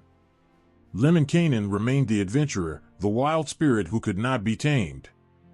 But there was a depth to him now, an understanding that even he was not invincible. He had stared death in the face and lived to tell the tale. And though his exploits would continue, his heart now held a quiet knowledge that even the bravest souls must sometimes yield to forces greater than themselves. Lemminkainen's legend lived on, his adventures retold in every village and by every fire.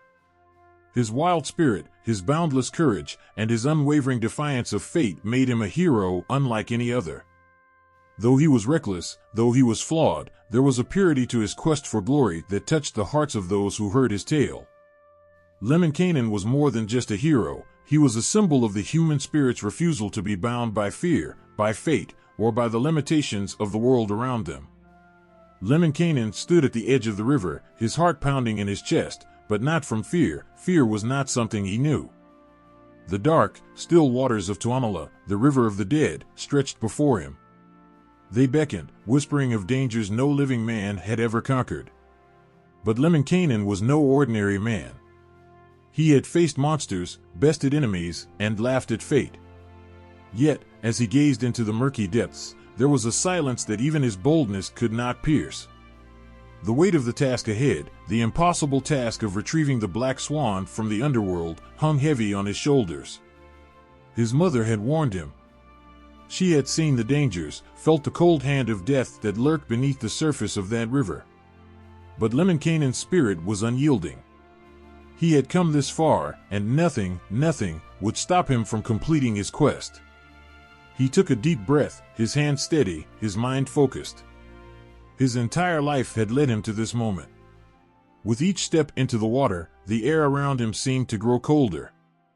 The river did not rush like other rivers, it was slow, deliberate, almost as if it were alive and waiting for him.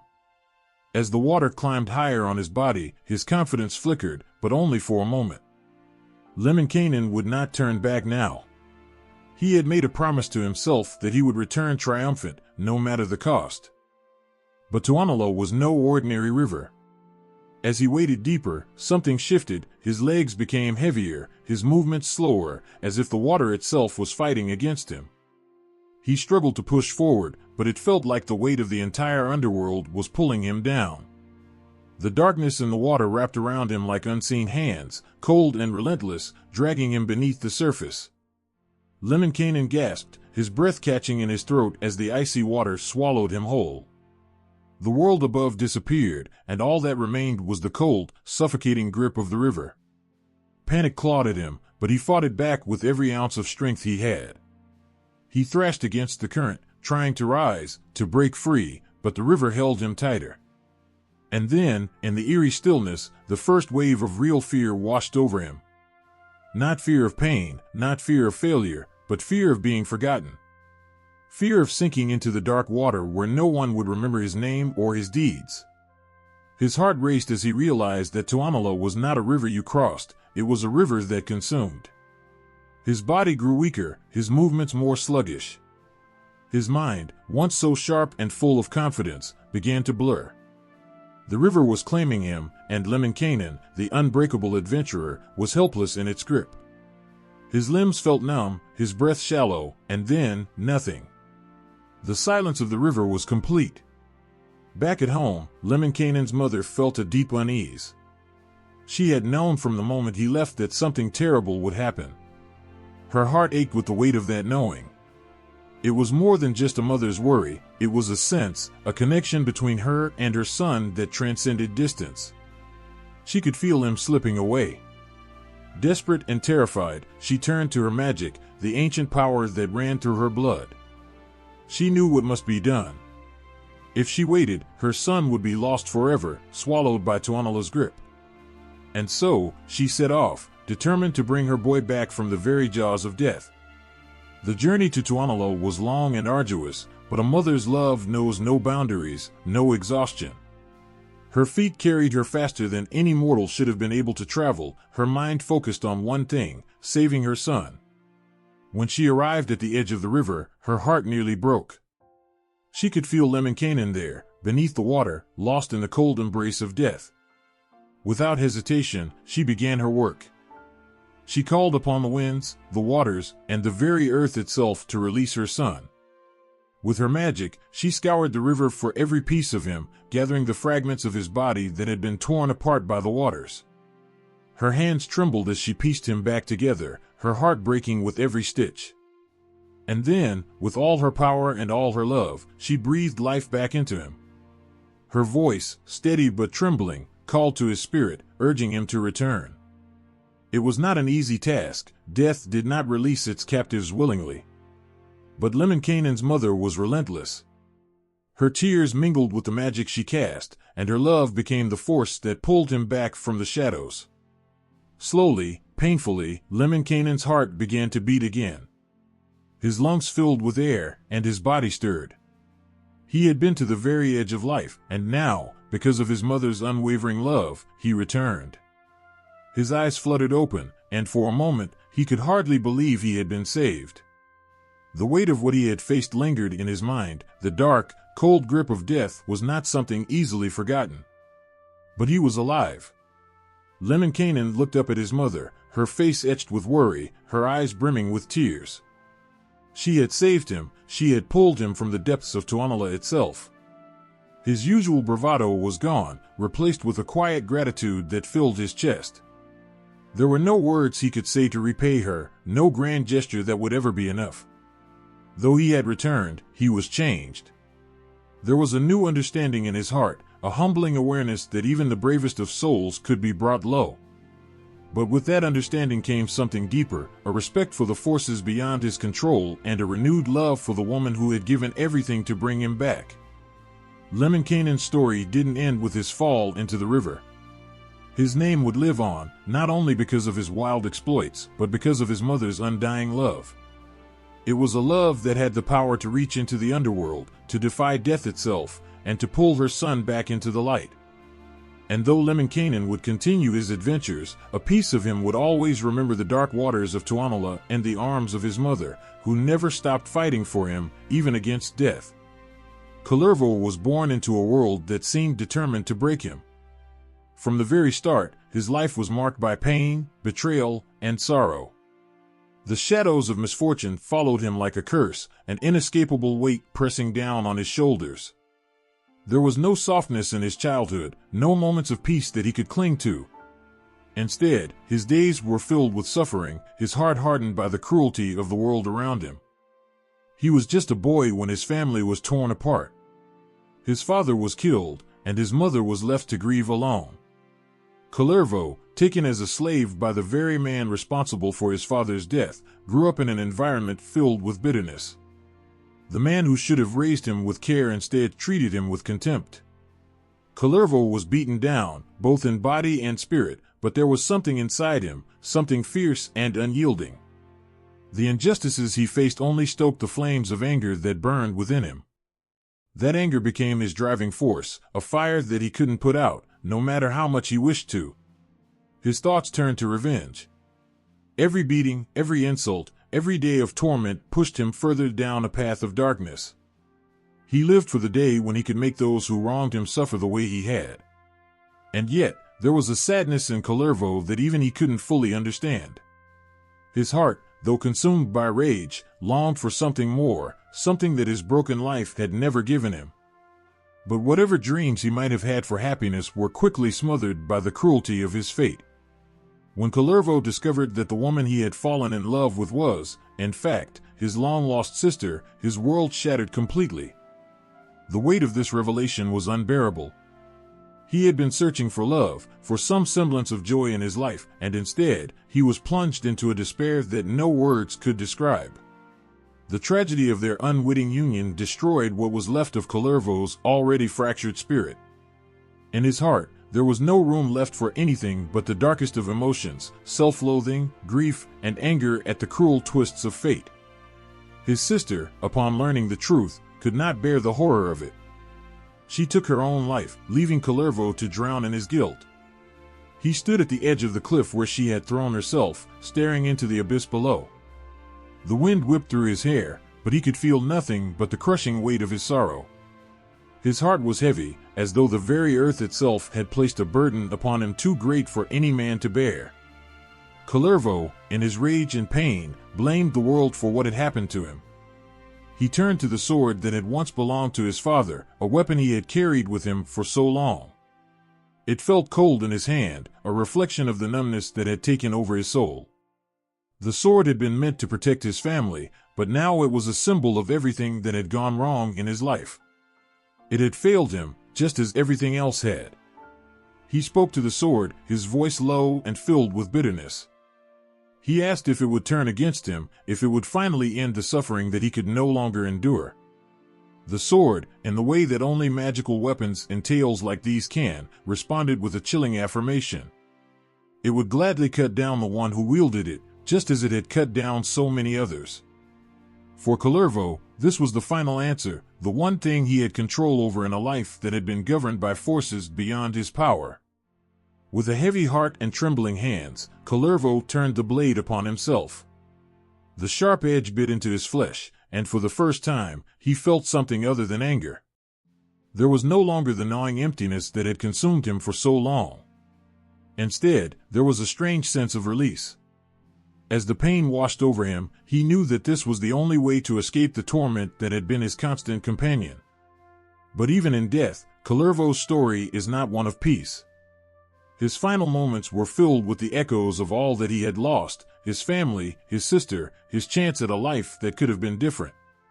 The tragedy of his life, the endless cycle of suffering, could not be undone. He had lived as an outsider, a man cursed by the world around him, and he died with that curse still heavy on his soul. Kalervo's fate was one of the saddest in all of Finnish mythology. His was not a tale of redemption or heroism, but of a man destroyed by the forces beyond his control. He was a victim of his circumstances, shaped by a world that gave him nothing but pain. His anger, though justified, led him down a path of destruction that could only end in tragedy. In his final moments, there was no grand revelation, no comfort in the arms of loved ones. Kalervo's death was as lonely as his life had been, a stark reminder that not all stories end with hope. Some are simply tales of suffering, of people caught in the cruel twists of fate with no way out. His death was the only escape he could find, but even that felt like a hollow victory. The pain that had defined his life did not disappear with his last breath, it lingered, like a shadow over his memory. Kalevala, the doomed anti-hero, was a man whose life was marked by tragedy at every turn. And in the end, it was that same tragedy that consumed him. Aino's heart was heavy with sorrow, her fate sealed in a moment she had never chosen. Her beauty, unmatched in the world around her, caught the eye of Väinämöinen, the wise and powerful sage of the land. He was much older, filled with knowledge and experience, but his heart yearned for Aino in a way she could not understand. To her, he was not the answer to her dreams, but the beginning of her despair. Her family, proud of the attention the great Väinämöinen had shown her, saw this as a blessing. They urged her to accept him, to embrace the life they believed would be filled with honor and security. But Aino did not see the world through their eyes. Her heart longed for freedom, for the joy of youth unburdened by the weight of such a union. She could not love Väinämöinen, no matter how much her family wished it so. The idea of marrying him felt like a chain around her soul, binding her to a future she could not bear to face. Each day, Aino's heart grew heavier. She felt trapped, her choices taken from her life no longer her own. The sorrow that filled her chest was unlike anything she had ever known, a deep, aching pain that would not leave her. Her tears, though silent, fell like rain, and in the quiet of her own thoughts, she wondered if there was any escape from this fate that had been thrust upon her. She wandered through the forests, hoping that the beauty of nature might bring some peace to her troubled heart. The trees whispered in the wind, and the birds sang their songs, but even in this place of peace, Aino could not find solace.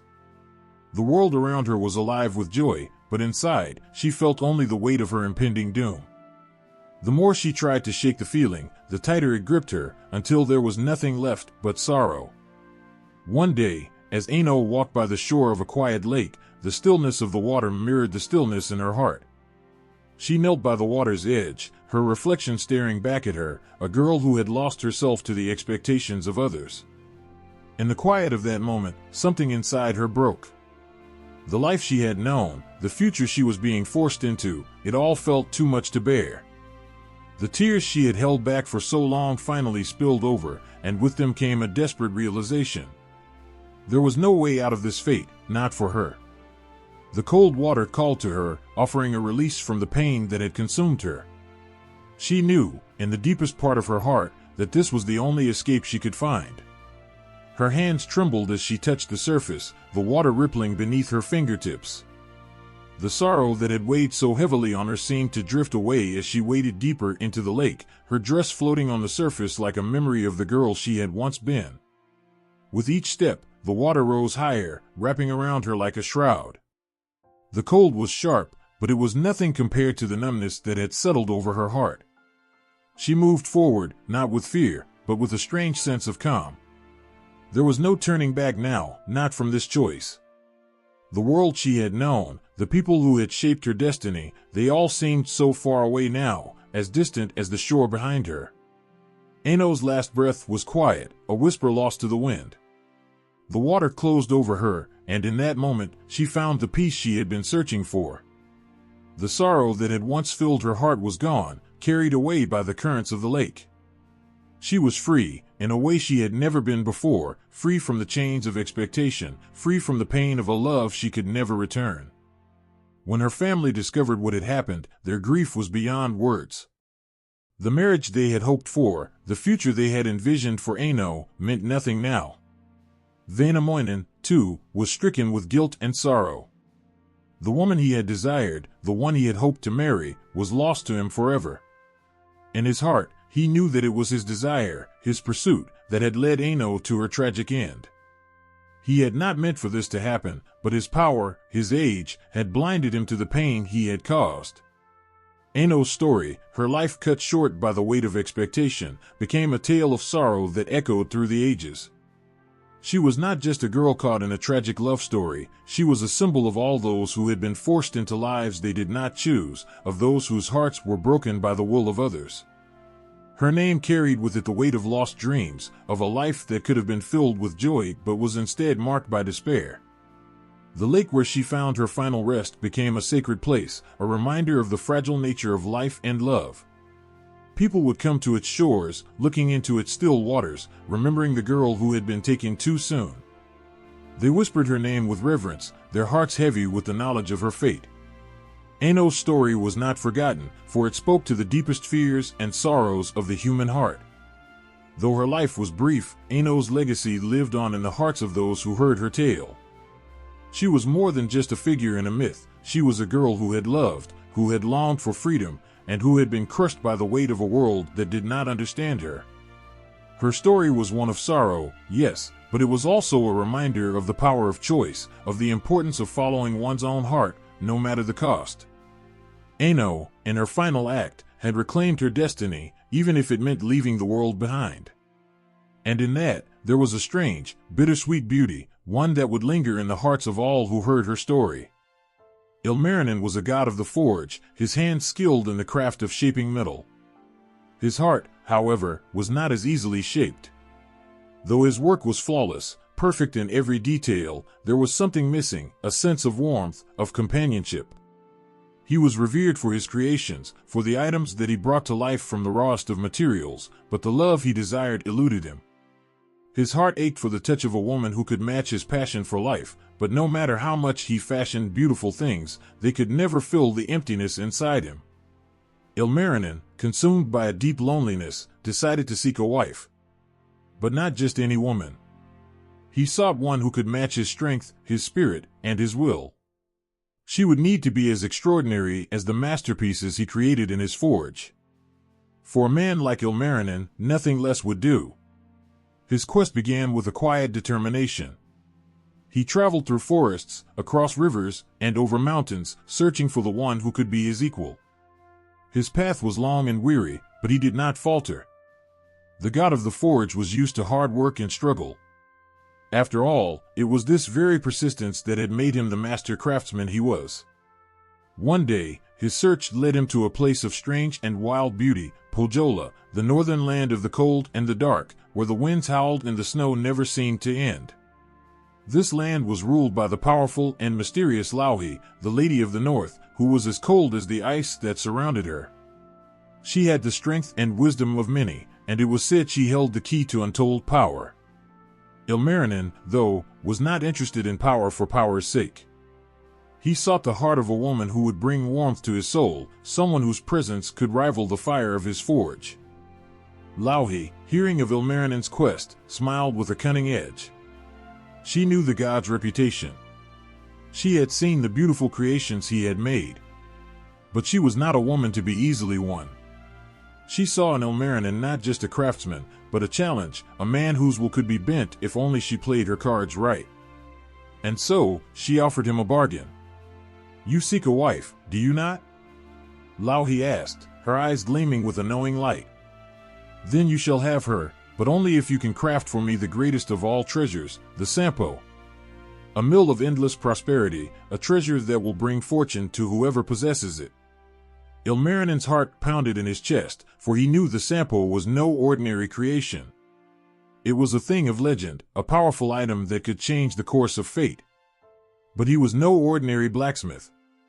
He was Ilmarinen, and his skill was unrivaled.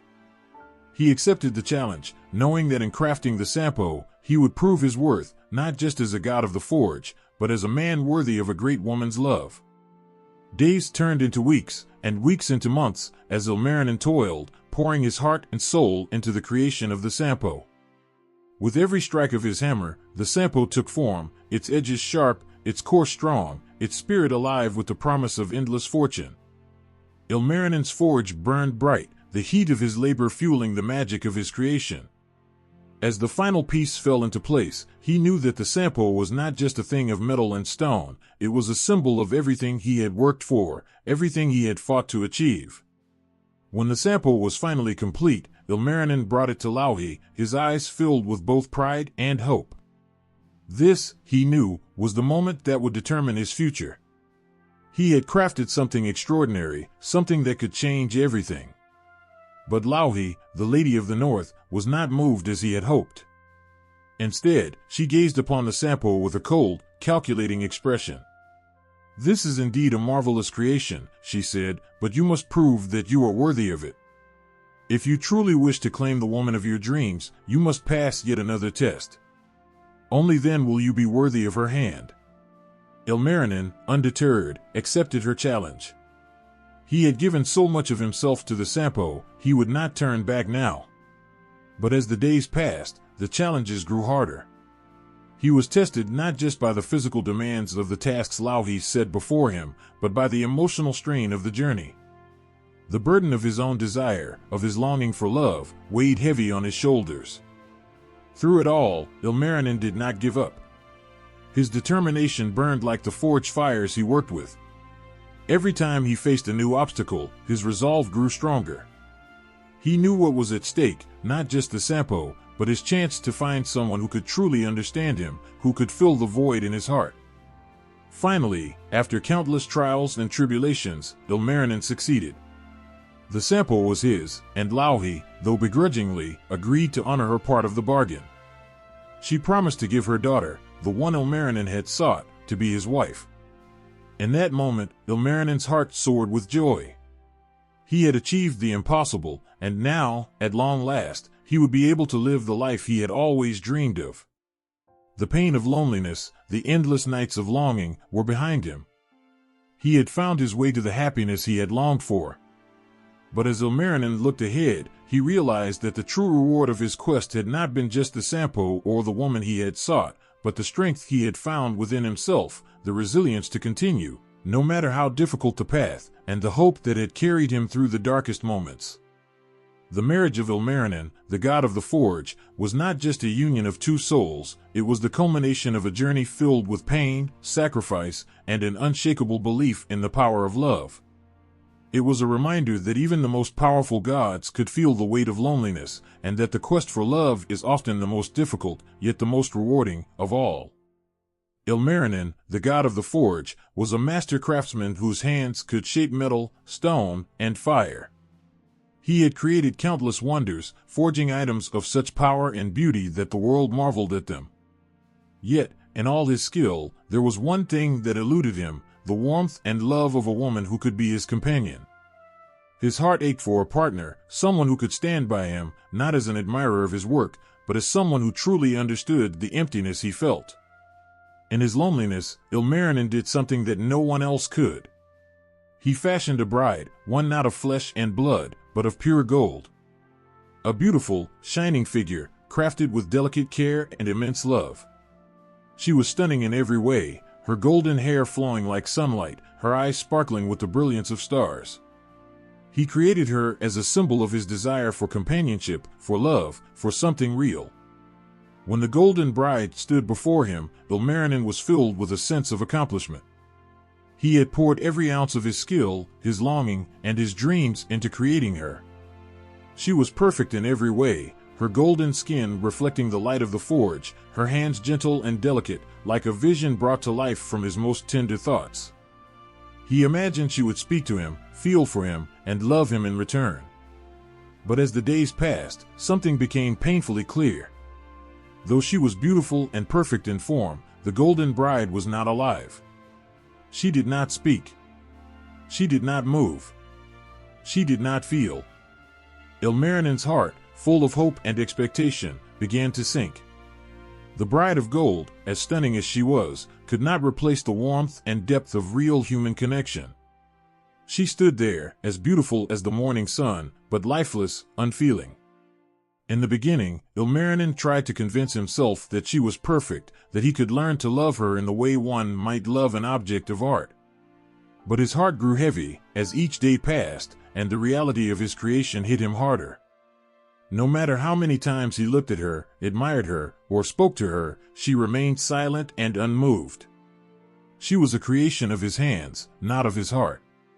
And that was the cruelest part.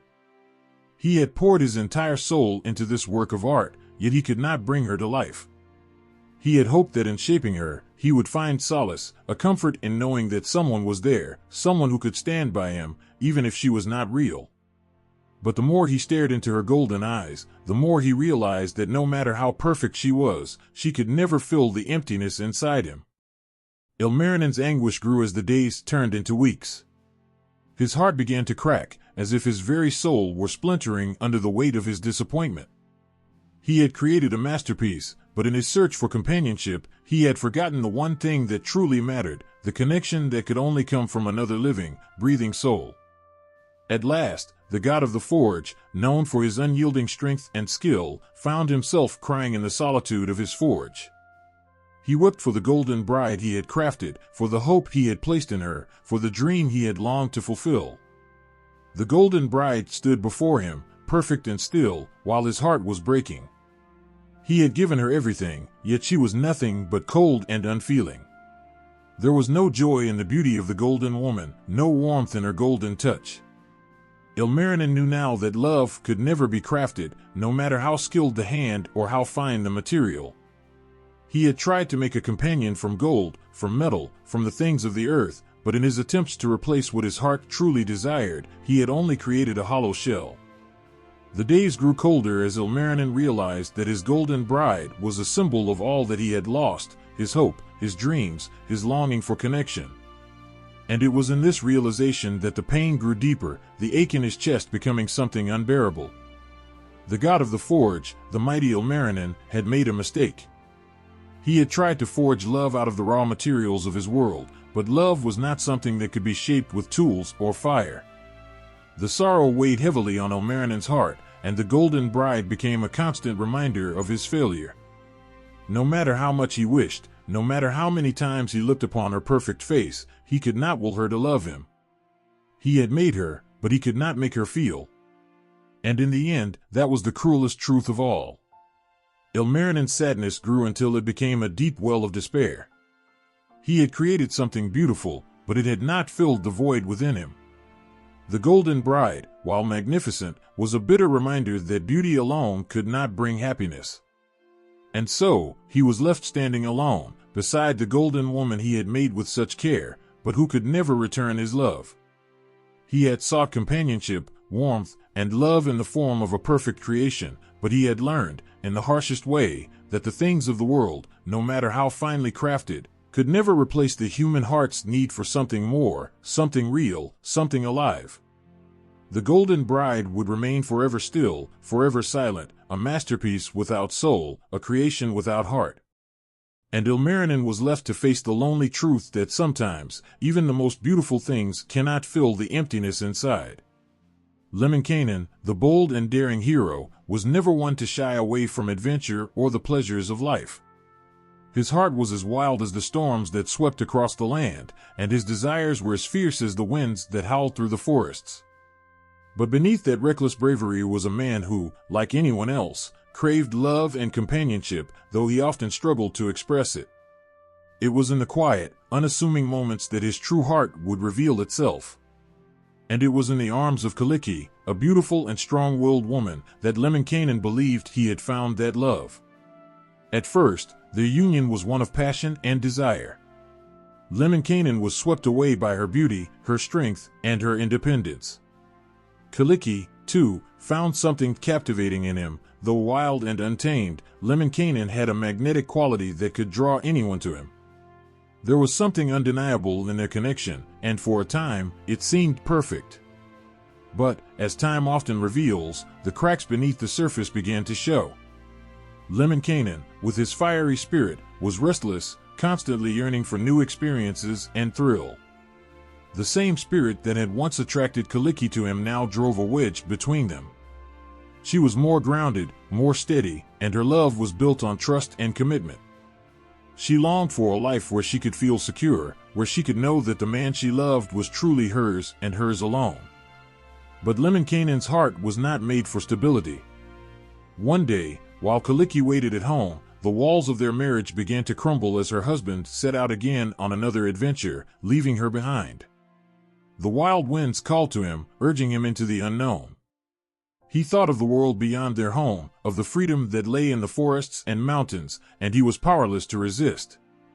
In his absence, his thoughts began to wander, and soon the weight of his restlessness began to take a toll. Kyllikki waited for him. She waited, day after day, watching the horizon for any sign of his return.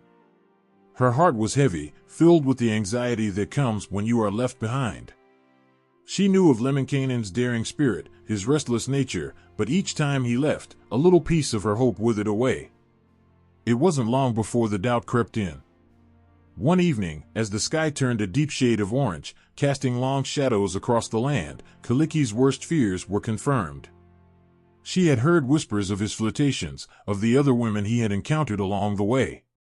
The storm of betrayal raged inside her heart as she confronted him when he finally returned. His absence had not been one of mere travel, it was one of abandonment. In the quiet, lonely moments when she needed him most, he had wandered away. His promises had been nothing more than wind and empty words. In the face of her pain, Lemminkainen's bravado faltered. The wildness in his eyes dimmed as he saw the hurt in hers. But he had always been too proud, too full of himself, to truly understand the depths of her sorrow. He tried to explain himself, to justify his actions as the result of his nature, but it was all in vain. Words could not heal the wound he had inflicted on her heart. No matter how grand his adventures had been, they did not matter now. She had been left behind, lost in the shadows of his indifference. Kaliki's heart broke not just from the betrayal, but from the realization that the man she loved, the man she had trusted, had chosen to roam the world rather than stay by her side. The love they had shared seemed to slip through her fingers like water. The betrayal was not just in the act itself, but in the abandonment of the vows they had exchanged. It was in the erosion of the trust that had once been the foundation of their marriage. The pain of it all weighed heavily on her. The thought that Lemminkainen could leave her behind so easily, without a second thought, struck her like a dagger. Her heart ached, her soul mourned the love she had given, and she felt as if her very world was collapsing. Lemminkainen, the man she had adored, the one who had once been so full of life and fire, was now a stranger to her. Lemminkainen, in his confusion, could not understand why she was so hurt. In his mind, his adventures were just that, adventures. He had never intended for them to cause her pain. But what he failed to see was that while he was out conquering the world, Kaliki had been waiting for him, silently enduring the absence, the doubt, the longing. She had loved him fully, with all the depth and strength of her being, and yet, to him, it had not been enough. The betrayal cut deeper than he realized, and the very love that had once drawn them together now pulled them apart. The more he tried to fix things with words, the more the distance between them grew.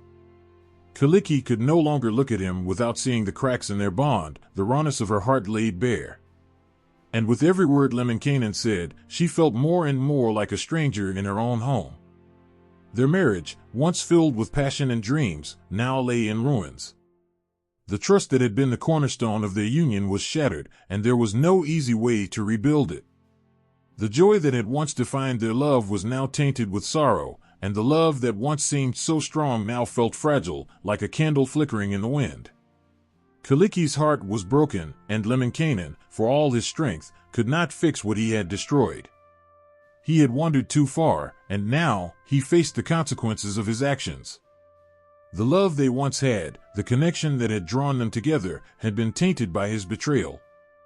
And in the end, it was not just the pain of betrayal that hurt Kaliki, it was the realization that the man she had trusted and loved was not the man she thought he was.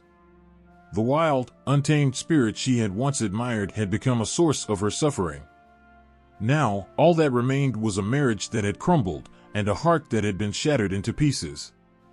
In the icy winds of the north, where the snow never melts and the darkness stretches on forever, there lives a woman whose power strikes fear into the hearts of all who cross her. Louhi, the mistress of Pohjola, is not just any ordinary witch, she is a force of nature, as wild and unforgiving as the frozen land she rules. Her heart, as cold as the land she inhabits, holds within it the secrets of ancient magic and the strength to bend the world to her will. Louhi is a being of deep cunning and fierce determination. Her mind is sharp, her will unbreakable. She sits on her throne, surrounded by the shadows of her lair, plotting, scheming, and casting spells that can shape the very elements.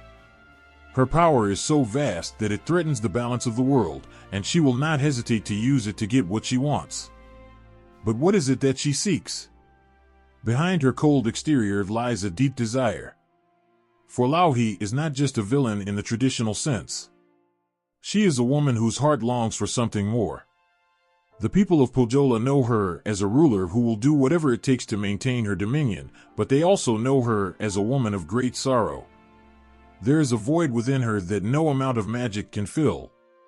And though she rules with an iron fist, her heart is heavy with the pain of the past, the heartbreak of losing those she loved. Her power is vast, but it is also lonely. Lauhi commands the forces of the world around her, yet she stands isolated, in a place where no warmth can reach her. She can summon storms and create the coldest of winters, but she cannot summon love or companionship. Her magic is both her strength and her curse. It has set her apart from others, turning her into the fearsome, unapproachable figure that the world whispers about. When Väinämöinen and his companions journey to Pohjola in search of the magical Sampo, they cross into her domain, unaware of the immense danger that awaits. For Lauhi is not a woman to be trifled with. Her eyes, cold as ice, see through the bravado of those who enter her realm. She understands their motives and their weaknesses before they even realize what they're up against. She watches, waiting patiently, knowing the right moment to strike. Her thirst for power is not something she hides. The Sampo, a magical mill that can bring endless prosperity, is the key to her dreams. It is the one thing that could solidify her rule, a symbol of her dominion over all. And she will stop at nothing to protect it, no matter the cost. Lauhi's role in the stories is not one of simple villainy, however. She is more complex than that. The stories of her magic and power are tinged with sadness, revealing a woman who, despite her strength, has known loss. The very magic that makes her the mistress of Pohjola is the same magic that has isolated her from the rest of the world. It is her strength and her burden. Her heart, frozen and closed off, is a reflection of the land she controls. She holds the world at bay, keeping others out, but in doing so, she only deepens her own loneliness. She is a ruler who demands loyalty and reverence, but underneath it all, she longs for connection. This longing, though buried deep beneath her powerful exterior, is what makes Lauhi a tragic figure. When Väinämöinen and his companions steal the Sampo, Lauhi's rage is undeniable. It is not just about the loss of the Sampo, though that loss stings like 1,000 cuts. It is about the humiliation, the anger that she has been bested by others. For someone as powerful as Lauhi, being outsmarted is a blow to her pride, one that she will not easily forgive. Her wrath is swift and brutal, as cold and unforgiving as the winds that sweep across Pohjola. Yet, even in her fury, there is a part of Lauhi that understands the emptiness she feels. Her desire for the Sampo was not just about power, it was about restoring something she had lost. The Sampo promised a future filled with abundance and prosperity, something she could hold in her hands and use to fill the empty spaces in her heart. But when it is stolen from her, it is as though the last shred of hope slips away, leaving her in the cold, alone. Her bitterness grows, her thirst for vengeance consuming her every thought. She will stop at nothing to get back what she has lost. But in her pursuit of revenge, she continues to distance herself from the world, sealing her heart off more and more with every passing moment. Lauhi becomes a figure of terror, her name whispered in fear, her power dreaded by all who cross her path. But as fierce as she is, there is still a part of her that aches. Lauhi is not simply the villain of the story. She is a woman who has been shaped by pain and sorrow, a ruler who hides behind her magic and her power, yet craves the warmth of connection. She is a reminder that even the most powerful can feel alone, and even the coldest hearts can long for warmth. In her quest for the Sampo, Lauhi reveals not just her strength, but her vulnerability. She is a woman who, despite all her power, cannot escape the loneliness that haunts her. As the cold winds howl and the storms rage across Pohjola, Lauhi stands alone, watching the horizon for those who dare enter her domain. Her eyes, filled with the wisdom of the ages, hold the weight of 1,000 untold stories.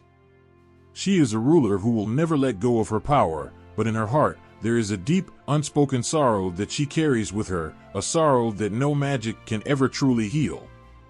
The silence of Tuonela is deafening. It is a place where the shadows linger like old memories, where the cold air cuts through like a blade.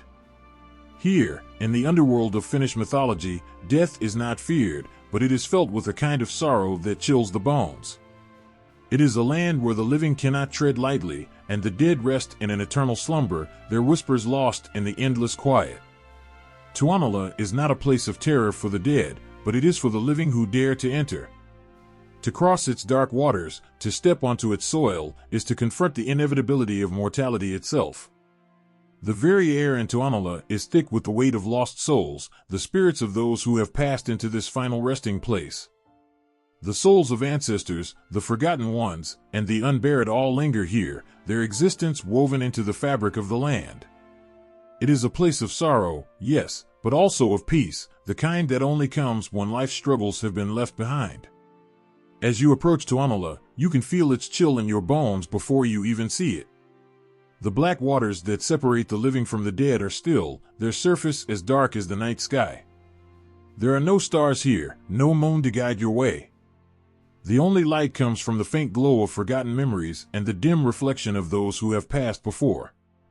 The river that flows through this underworld is a lifeline, but it is also a barrier.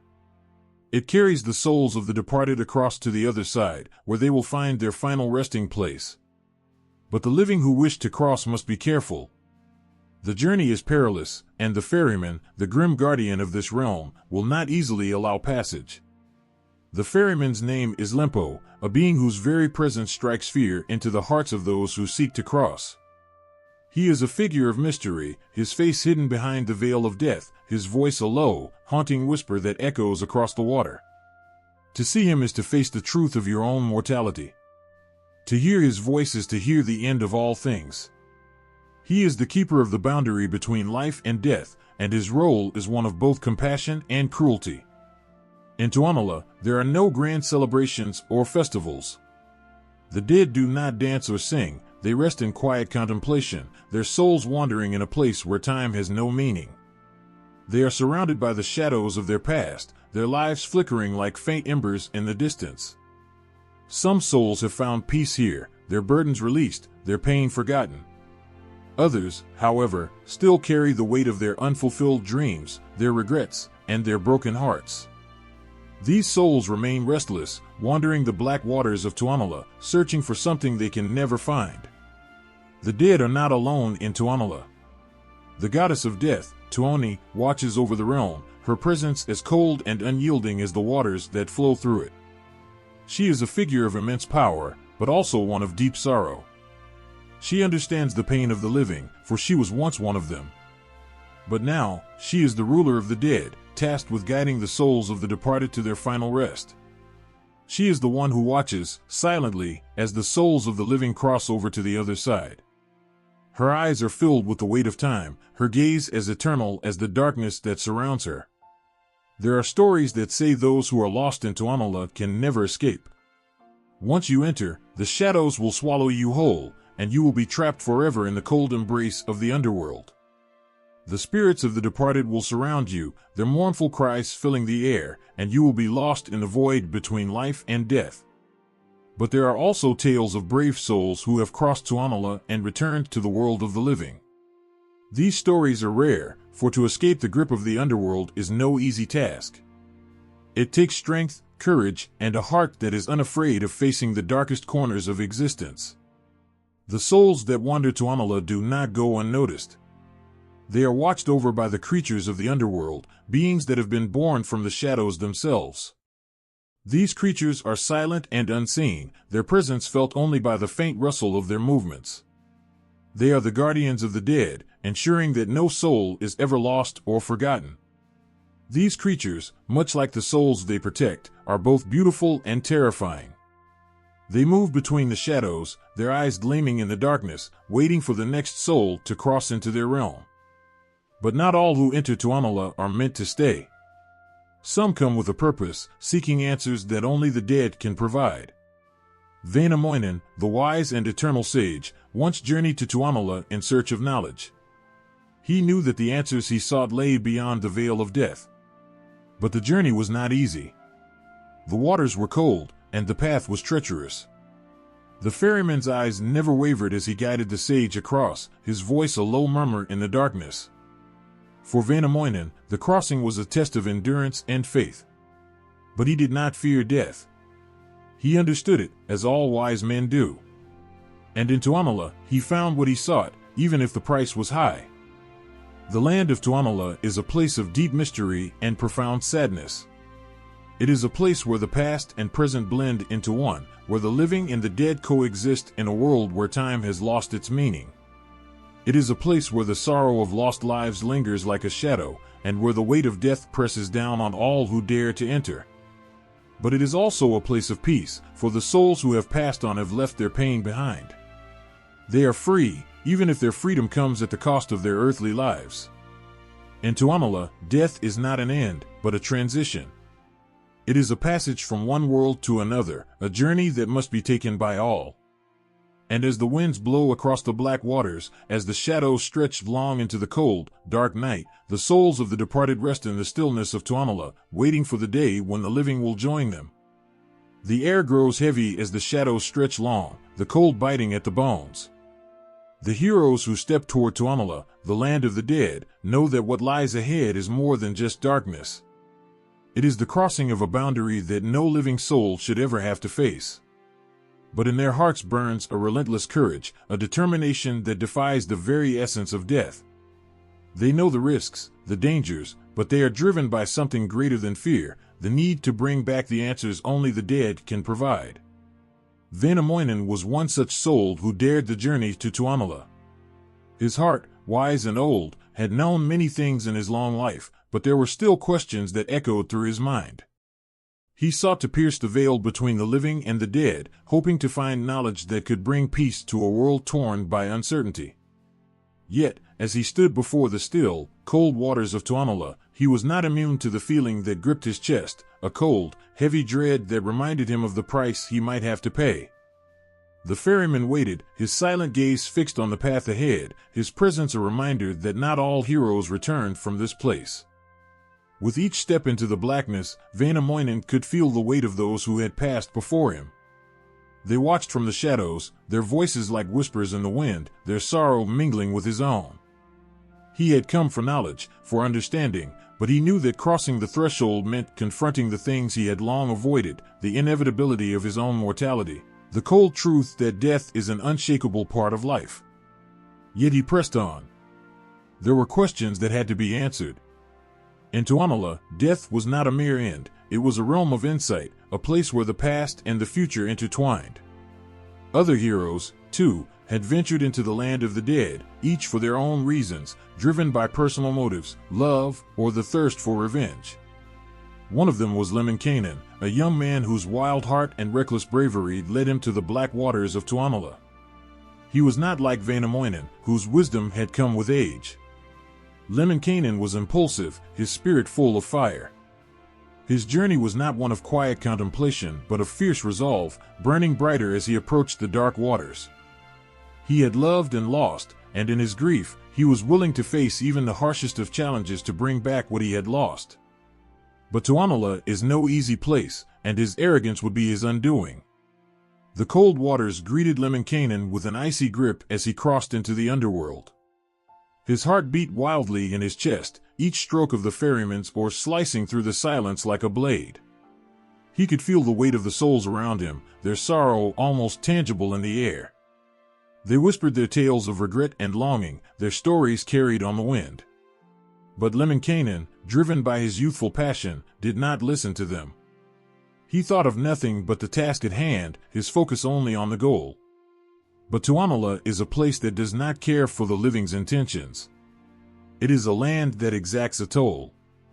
When Lemminkainen reached the heart of Tuonela, where the dead dwell in their quiet, eternal rest, he encountered a darkness that even his bold spirit could not fight. The gods themselves had warned him that Tuonela was a place where death's grip was strong, and no mortal could escape it unscathed. Lemminkainen's search for his lost love would end in tragedy, as he fell victim to the dark powers of the underworld, his body lying cold and lifeless in the land of the dead. His fate was sealed, his bravery undone by the unforgiving hands of Tuonela. But even in the darkest corners of Tuonela, not all hope is lost. Väinämöinen, wiser and more cautious, had a different fate. His quest for wisdom led him to the goddess of the underworld, Tuoni, who ruled over this grim domain. She watched him, her cold eyes piercing through the veil of life and death, but she saw something in him, something that set him apart from the many souls who wandered in her realm. Väinämöinen had not come with foolish desires or heartache, he had come with purpose. And in Tuoni's eyes, purpose was the key to unlocking the knowledge he sought. The journey was not without cost. Väinämöinen faced trials that tested his strength and his spirit. Tuonela is a place where the living are constantly reminded of their fragility, where every step feels like a reminder that the end is inevitable. But Väinämöinen pressed forward, through the cold mists and the haunting whispers, determined to find the answers that lay beyond the grave. As the moments passed, Väinämöinen found himself standing at the edge of the black waters, his feet sinking into the chilling soil of the underworld. The shadows stretched long, the stillness weighing on him. And then, in the distance, he saw what he had come for, the ancient beings who held the knowledge he sought.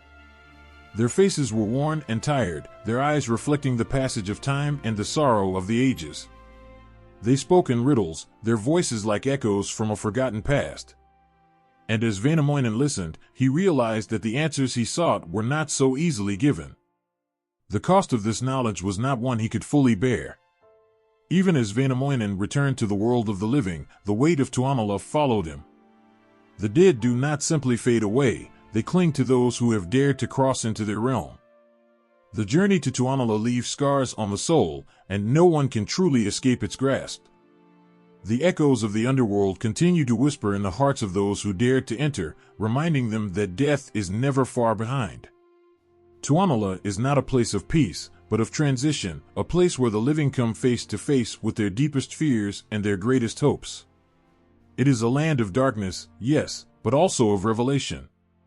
For those who dare to cross its cold waters, the journey to Tuonela is not just a journey through the underworld, but a journey into the very heart of what it means to live, to love, and to eventually let go.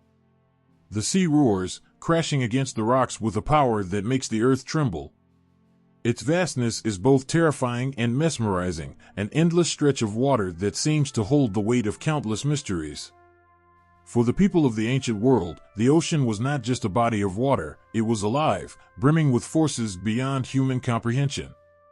It was a world of its own, a place where the gods played, where men could lose themselves in the depths, or where a simple sail could carry you to your destiny. In the stories of the ancient Finns, the sea was more than just water. It was a living thing, capable of great kindness and terrible wrath. It was the domain of mighty spirits, the home of gods who held the power to shape destinies. The sea could be a friend, offering its bounty to those who honored it. But it could also be a cruel and merciless master, swallowing ships whole, pulling men down into its cold embrace, never to return. The gods of the sea were revered, feared, and respected. They were both protectors and destroyers, their moods as unpredictable as the tides themselves. One of the most powerful among them was Adi, the god of the sea. Adi was a figure who lived in the waves, controlling the currents and the storms. His influence was felt in every ripple, and every crashing wave that sent spray into the air. Sailors prayed to Adi before they set out, hoping for his favor. They knew that if he was angered, the sea would rise up against them, making their journey a deadly game of chance. Adi was not a god of petty grievances. His anger was like a tempest, a storm that would toss ships like toys in the hands of children. But when he was pleased, the sea would calm, the waters would part, and the world would seem full of possibilities. For the fishermen who depended on the sea for their livelihoods, the gods of the water were a constant presence in their lives. Their days began with prayers to Adi, their nights filled with the fear that a storm might come and steal everything they had worked for. But Adi was not the only deity of the sea. There were others, lesser gods and goddesses who ruled over the waters in their own way. Some of them were gentle, the spirits of the lakes and rivers, who gave life to the land and blessed those who sought to live in harmony with nature. Others were more dangerous, capricious, and wild, their tempers as unpredictable as the weather itself. These were the spirits of the deep, the ones who lived in the darkest parts of the ocean, waiting for those who ventured too far from the shore. One of the most feared of these water spirits was the Naki, a creature who could drag people down into the depths with its cold, slimy hands. The Naki lurked beneath the surface, watching for those who strayed too close to the water. It was said that the Naki would sing a sweet song, luring its victims to the water's edge, where it would pull them under, never to be seen again. Parents warned their children about the Naki, telling them not to play near the shore, for the water was not always as peaceful as it seemed. The Naki was a reminder that beneath the surface, the sea hid its own dark and mysterious power. But it wasn't just the spirits and gods of the sea who were powerful. The sea itself was a force to be reckoned with. Its waves could crush ships, its storms could wipe out entire villages. The ocean was a reminder of how small and fragile human life was in the face of nature's overwhelming power. And yet, there was a beauty in that. The sea was both a source of life and death, a place where the land and the sky met in an endless dance. For every storm, there was a calm. For every shipwreck, there was a new journey, a new beginning. Water, in all its forms, held a special place in the hearts of the people. Lakes, rivers, and oceans were not just resources, they were sacred. The water carried with it stories of ancient times, of battles fought, of love lost, and of life reborn. It was the lifeblood of the world, sustaining the people in ways that could not be described in mere words. The sea was a gateway, a path that led to far-off lands and untold treasures. For some, the ocean represented adventure, the thrill of discovery, and the promise of glory. For others, it was a source of fear, a reminder of the dangers that lay beyond the horizon. But regardless of whether it was viewed as friend or foe, the sea was always present, always looming, always shaping the lives of those who lived by its shores. Even when the sea was calm, there was a sense of mystery in its depths. What lay beneath the surface? What secrets were hidden in the shadows of the waves? The sea was a mirror to the unknown, a vast expanse that held the answers to questions that would never be spoken. And yet, even in its quiet moments, the ocean whispered to those who listened. It called to those who dared to cross its waters, tempting them with the promise of discovery. It held the power to give life, but also to take it away. The sea and its deities were not just elements of mythology, they were the heartbeat of the people's daily lives. Every day, fishermen set out into the waters, hoping for a bountiful catch, their prayers whispered on the wind. Every night, the waves lapped against the shore, a constant reminder that the world was alive, full of mysteries and power beyond human understanding. The sea was not something to be tamed, but something to be respected, its magic a force that no one could fully control. To the ancient people, the sea was a place of endless possibilities, but also a reminder of their mortality. It held both hope and fear in its depths, a reflection of the fragility of life. And in the stories that were passed down through generations, the sea was always present, its waves lapping at the shores of human existence, reminding them of the delicate balance between life and death. Väinämöinen stood at the edge of the shore, his eyes scanning the horizon where the sea met the sky. The waves whispered to him, as if calling him to the unknown, beckoning him to places where mortals rarely tread. His boat, carved with ancient runes, rocked gently beneath him, and as the wind whispered through the trees, the air seemed to hum with the promise of something beyond. He had already accomplished so much, and yet, his heart knew there were still mysteries to uncover, lands to see, and knowledge to gain. With every step he took, every breath he drew, Väinämöinen was a man of two worlds, one foot in the familiar, one in the unknown. His thoughts were clouded with a sense of destiny, pulling him forward toward the horizon. The sea was not just a stretch of water to him. It was a doorway. And he was ready to step through. With a final glance back at the familiar shores of the land he had long known, Väinämöinen pushed off into the waves.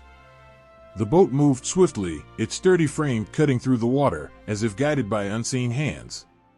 He did not fear the vastness before him. Instead, he felt a strange calm, an inner peace that only comes when you know that you are walking the path you were meant to walk. The sea, though wild and unpredictable, had always been a friend to Väinämöinen. It had brought him wisdom and power, and now it was his guide to something even greater. The sea had always held power. For some, it was a force of destruction, swallowing ships, drowning men. But for Väinämöinen, the sea was a bridge, a connection to the realms beyond the physical world, to the lands of the gods, to places where time and space bent in ways that mortals could hardly comprehend. He had crossed waters before, had faced storms and cold winds, but this voyage felt different. There was a pull, a magnetic force, guiding him towards something far greater than any of his past adventures. As he sailed farther from shore, the water changed. The sea seemed darker, more still, as if it was hiding secrets beneath its surface. The light above dimmed, and Väinämöinen could feel the weight of the world slipping away, like a dream fading into the morning. His boat moved like a shadow through the water, as if he were no longer part of the world he had known. This was not just a physical journey, it was a journey of the soul, an adventure into the unknown where reality and myth mingled, where the gods themselves watched from their distant thrones. He could hear whispers in the wind, voices carried from beyond the seas. These were voices he had heard only in the distant past, voices of old friends and enemies, ancestors who had crossed these same waters long before him. But now, these voices were not from his world. They were echoes of those who had passed on, spirits who had made their own journeys across the seas, to places where the sun never touched. They spoke to him, urging him onward, as though he were the key to unlocking something long forgotten. Days passed, or perhaps it was weeks, it was hard to say, for time seemed to lose meaning in this strange, liminal space. The water remained still and silent, as if the sea itself held its breath, waiting. And then, without warning, the horizon before him shifted. He could see a light, faint at first, but growing brighter. It was not the light of the sun, but a glow that came from within the earth, from the core of the world itself.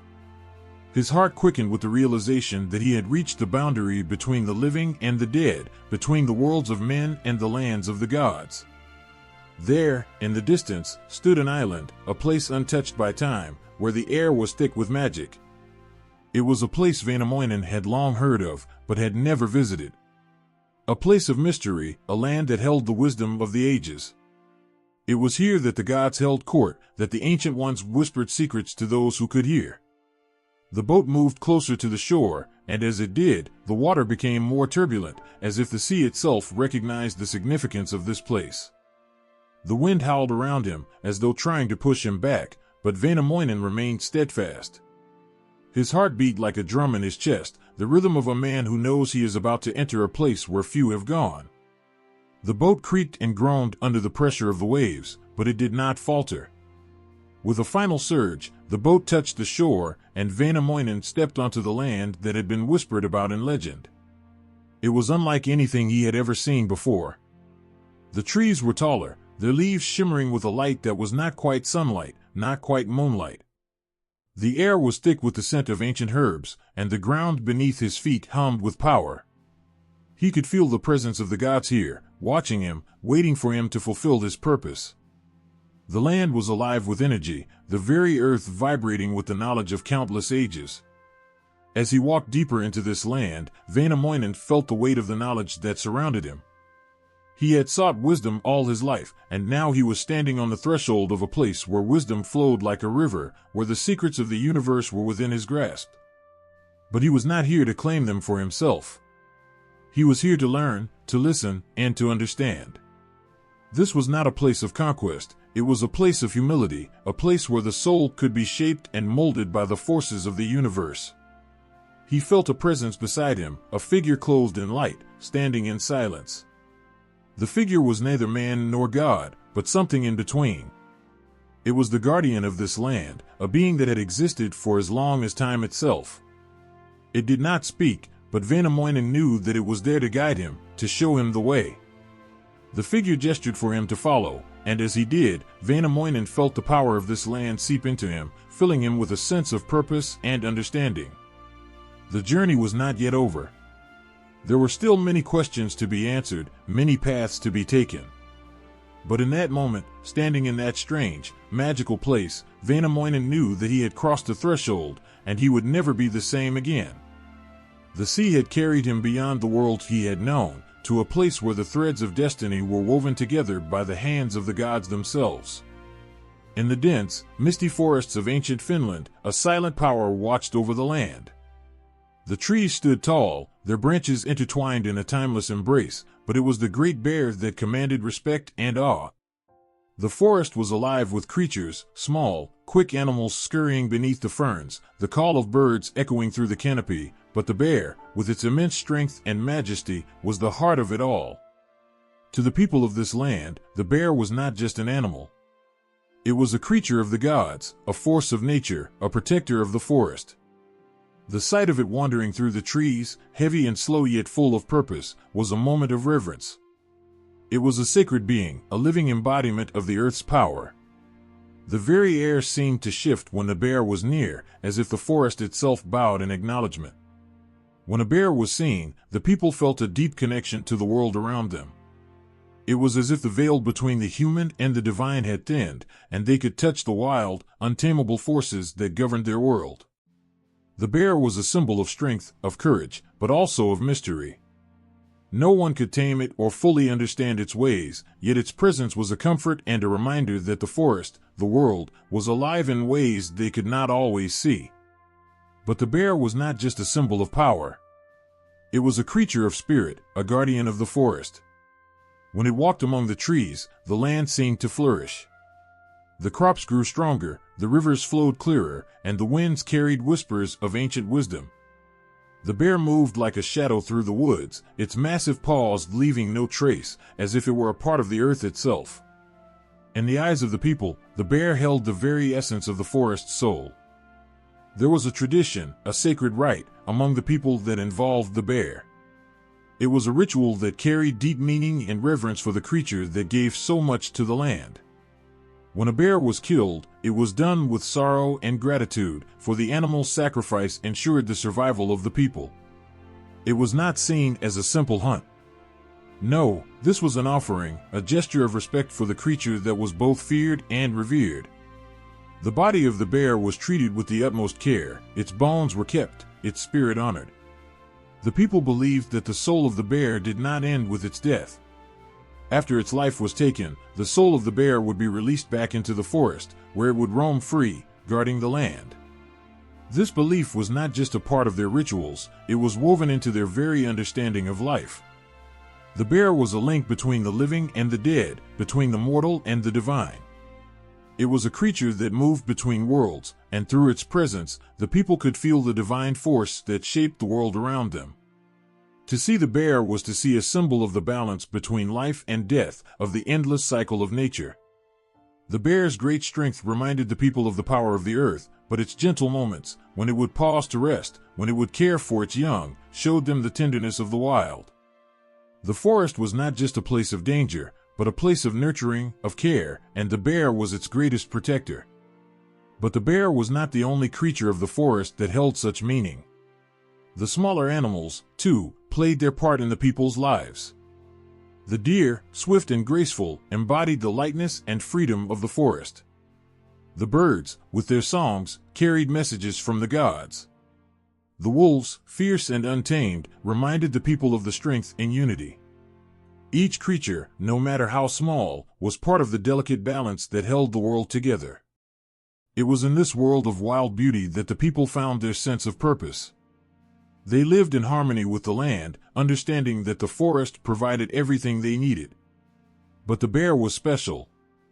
It was the guardian of the forest, a creature that held the forest's secrets and strength in its very being. The people did not worship the bear, but they did honor it. They saw in it a reflection of themselves, a creature that lived close to the earth, wild and free, yet bound by the same forces that shaped the land they called home. The great bear also symbolized a connection between humans and the gods. Its power was a reminder of the earth's ancient magic, the magic that could not be tamed or controlled, but only respected. When the bear walked through the trees, it seemed to carry the whispers of the gods, the songs of the earth itself. The people felt this magic, this deep connection to the land and the creatures that roamed it. And in those moments when the bear was near, when the world seemed to pause and hold its breath, the people could feel a part of something far greater than themselves. The story of the bear, of the creatures of the forest, was a story of life and death, of respect and power, of harmony and chaos. It was a story that reminded the people of the wild beauty that surrounded them, and of their place within it. The bear was not just an animal, it was a living force, a spirit of the forest that carried with it the history and magic of the land. and in its presence, the people felt the heartbeat of the earth itself. There is a quiet, almost magical place where the skies meet the earth, where creatures shift between their animal forms and something far more mystical. In the Kalevala, two creatures stand out, an eagle and a swan, and their stories carry an ancient power that is felt by all who hear them. The eagle, soaring high above the forests, is more than just a bird. It is a creature of great strength, a king of the skies. Its wings cut through the air like blades, and when it looks down, the world below seems small, insignificant. Yet, beneath the eagle's powerful exterior, there is something fragile, something that speaks of a longing to be more. In the Kalevala, the eagle is not just a creature of the sky, it is also a figure of transformation. It holds a deeper meaning than mere flight. It is the symbol of change, of rising above the ordinary and transforming into something greater. When it spreads its wings and takes to the heavens, it is not just a bird, it is the embodiment of freedom, of breaking boundaries, and of the eternal connection between the earth and the skies. But it is the story of the swan that brings a soft, quiet beauty to the myth. The swan, with its pure white feathers, glides gently across the surface of the water, as if it were born from the very lakes it inhabits. In many ways, the swan is the opposite of the eagle. It does not soar like the eagle, but it moves with grace, with a sense of peace and tranquility. It is a creature of elegance, and in its presence, the world feels calmer, gentler. But even the swan has its own story of transformation. The swan, like the eagle, is not confined to just being a bird. In the myths of the Kalevala, the swan represents the fluidity of life, the ability to change, to adapt, and to embrace the unknown. It is in these transformations that both the eagle and the swan become more than just animals, they become symbols of the deeper forces at play in the world. And in these myths, the magic lies not just in the form they take, but in the way these creatures are able to shift between the worlds, crossing the boundaries of the seen and the unseen. But there is also something haunting about these transformations. In the myths, the characters who become animals are often driven by powerful emotions, by love, by loss, or by the need to protect something precious. They are driven by the forces of nature that govern life itself. And in their transformation, they find a new sense of freedom, but it comes at a cost. To become something else, to shed one's human form, is both a blessing and a curse. The creatures who take on these forms can no longer walk among humans as they once did. They are no longer bound by the same rules, but they are also removed from the world they once knew. There is a sorrow in that transformation, a longing for the past that never quite fades away. The eagle and the swan are more than just birds in these myths. They are creatures that connect the heavens with the earth, the spiritual with the physical. The eagle soars high, touching the sun, while the swan moves gracefully over the water, its reflection a mirror of the world. These creatures remind us that there is more to the world than what we can see, that there are forces beyond our understanding, and that even the smallest actions can have far-reaching consequences. When the eagle spreads its wings, it is not just a bird in flight, it is a symbol of hope, of rising above the pain, of finding freedom in the most unexpected places. And when the swan glides across the water, it is a reminder that even in the quietest moments, there is beauty, there is grace, and there is a connection to something greater than ourselves. The stories of the eagle and the swan are stories of transformation, but they are also stories of loss and longing. The characters who take on these animal forms are searching for something, whether it is redemption, love, or peace. And in their quest, they find a deeper connection to the world around them, a sense of belonging to something far greater. But they also carry the burden of their choice, the knowledge that they will never be the same again. In the Kalevala, these myths are more than just stories about animals, they are reminders that life is constantly changing, that the line between the human world and the world of the gods is thinner than we realize. They teach us that transformation is not just about changing shape, it is about the inner journey, the emotional growth, and the acceptance of the forces that drive us. The eagle and the swan, in their beauty and their power, remind us that we are all capable of change, of becoming something more than we once were. But they also remind us that with transformation comes sacrifice, and that the path to freedom is not always an easy one. The forest whispers.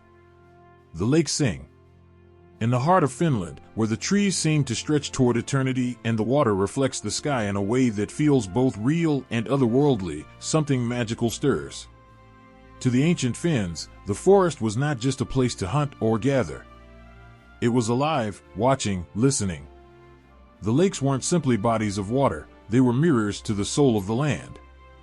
Nature itself was a sacred force, shaping the world as much as the gods shaped the lives of men.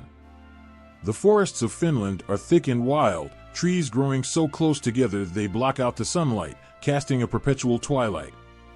In these shadows, strange things happened. Creatures roamed, some friendly, others not so much. The trees were ancient, older than memory itself, each one holding the echoes of forgotten voices. It was in these forests that gods and spirits were born.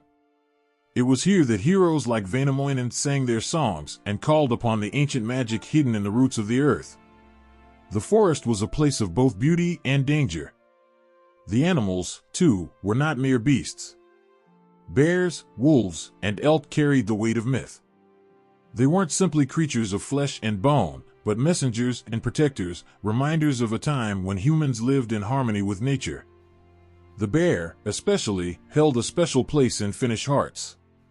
To harm a bear was to upset the delicate balance of the world. When a bear was killed, it wasn't just the death of an animal, it was a cosmic event, an act that required ritual to honor the spirit of the forest. The bear wasn't an enemy, but a kin, a sacred being that deserved respect, love, and sorrow at its passing. The lakes too held a different kind of magic. They were calm, reflective bodies, their stillness hiding the turbulent forces beneath. It was in these waters that many of the great Finnish myths were born. Väinämöinen himself, the great singer and hero, sailed across these lakes in his magical boat, seeking wisdom, adventure, and the power to shape the world. The lake was not just water, it was a realm of possibility, where the boundaries between life and death were blurred, where dreams and reality could blend. In the clear, cold waters, the reflection of the moon was like a guiding star for lost souls, while the mist that rose from the surface could hide the steps of unseen creatures or bring forth spirits of the past. But the lakes weren't just mysterious. They were also places of comfort, where people found solace and healing. The lakes were sacred, and their waters held the power to cleanse both body and spirit. To bathe in the lake was to wash away more than just the dirt. It was to connect with something ancient and pure, something bigger than oneself. The water's cool embrace was a reminder of the endless cycles of life, death, and rebirth. In the gentle ripples of the lake, the ancient stories were carried forward, echoing through the ages like a song of creation. In the stories of the Kalevala, nature isn't just a backdrop, it is an active participant. It listens and responds to the desires of the people, and sometimes it fights back when it feels wronged. When the heroes set out on their quests, they do not walk alone. The forest and lakes are their companions, their protectors, their obstacles, and their allies. The magical forests are not just wild places. They are the birthplace of the gods and the guardians of ancient wisdom. To enter them was to walk in the footsteps of legends. Every rustling leaf, every crackling branch, carried the weight of a story waiting to be told. But nature's magic wasn't only about power. It was also about beauty, and this beauty was a quiet kind of strength. The serene lakes, the towering trees, and the soft, winding rivers represented a world that was bigger than the one the people knew. The lakes were mirrors, reflecting the depths of the human soul. The forests were like the arms of a mother, offering shelter to those who sought it, but also showing their fury when disrespected. And it wasn't just the land that held meaning. The skies, the stars, the sun, and the moon, these too were part of the mythos, each carrying their own stories. The sun was not just a source of warmth, it was a guiding force, a powerful entity that ruled over time and seasons. The moon, on the other hand, was a quieter, more mysterious force, one that governed the tides of emotion and the cycles of life. The stars were the souls of those who had passed, their light shining down as a reminder that we are not alone. Even in the darkest of times, when the cold winds of winter seemed to stretch on forever and the trees stood bare and silent, the forest still held its magic. The snow-covered ground was like a blank canvas, waiting for the next story to be written. In those long, cold months, people found solace in the quiet strength of nature. They understood that the forest, while seeming dormant, was never truly asleep. Beneath the surface, life was still stirring. The roots of the trees were still deep in the earth, and the lake still held their secrets. Nature, in the myths of the Kalevala, was not just a passive observer. It was a living, breathing entity, connected to the people who lived alongside it. It was both kind and cruel, gentle and fierce. But through it all, the forest and the lakes were a source of strength and inspiration. They were the backdrop to the stories of heroes and gods, of love and loss, of victory and defeat. They were the heartbeat of the world, pulsing with life and magic. In the Kalevala, nature shapes the very soul of the people. It teaches them respect, humility, and the deep connection between all living things. The magic of the forest and the lakes is not something that can be seen or touched. It is something that is felt deep within, in the quiet moments when the wind rustles the trees, or when the water laps gently against the shore. It is a reminder that we are never truly alone, that the world around us is full of wonder, waiting to be discovered. In the stillness of the northern forests, where the wind whispers through the trees and the lakes mirror the sky, there was a power that transcended the earth and sky. It wasn't the strength of a warrior or the cunning of a sorcerer, it was the power of the voice. The ancient art of rune singing was not just a way of telling stories. It was the very fabric of existence itself, woven through the lives of the people like the very threads of fate. Songs had the power to shape the world, to call the gods, to change the course of events. They were more than just words, they were magic. Rune singing was a connection to something far greater than any one person. It was as if the voice could tap into the pulse of the earth, the hum of the stars, the heartbeats of the gods themselves. In these songs, the singer didn't just tell a story, they became part of it. The words carried weight, they carried emotion, they carried truth. Each note, each line, had the ability to transform reality. It wasn't just poetry, it was a spell. When Väinämöinen sang, his voice could summon the wind, calm the storm, or even create life itself. His songs were not mere entertainment. They were prayers, incantations, offerings to the world around him. The trees would listen. The animals would gather. The heavens themselves seemed to pause and take note of his voice. His songs carried a deep resonance, like the sound of the earth's heartbeat itself, echoing through every living thing. There was an ancient belief that the world itself was born from a song. The cosmos, the stars, the sky, the land, and the seas were created from the sound of the first rune. And it wasn't just a song of creation, it was a song of balance. For the people of the Kalevala, songs held the power to mend broken spirits, heal the sick, and even bring the dead back to life. In the deep, soulful voice of a singer, there was the power to restore the world. And so, singing wasn't just an art form, it was a sacred act, a ritual that held the very essence of life. The importance of songs was deeply embedded in the daily life of the people. They were sung to celebrate, to mourn, to ask for favors from the gods, or to remember a lost loved one. A song could change the course of a battle, or it could be the thing that restored peace to a torn land. Every event, every emotion, could be expressed through song. There was something about the rhythm of the words, the melody of the voice, that touched the soul in ways nothing else could. Songs were like a bridge between the physical world and the spiritual one. They could reach beyond the mortal realm and touch the divine. Väinämöinen, the wise old sage and master of the runes, was the perfect embodiment of this sacred power. His voice was so rich, so full of life, that it could stir even the most indifferent forces of nature. When he sang, the trees bowed, the animals paused, and the air itself seemed to change. The magic of his songs was not in the notes themselves, but in the intent behind them. He sang with a purpose, to heal, to protect, to create, to destroy. Every word was a promise, every note a prayer. And in the hearts of the people, it was believed that the gods themselves listened. There was a quiet reverence that accompanied the act of rune singing.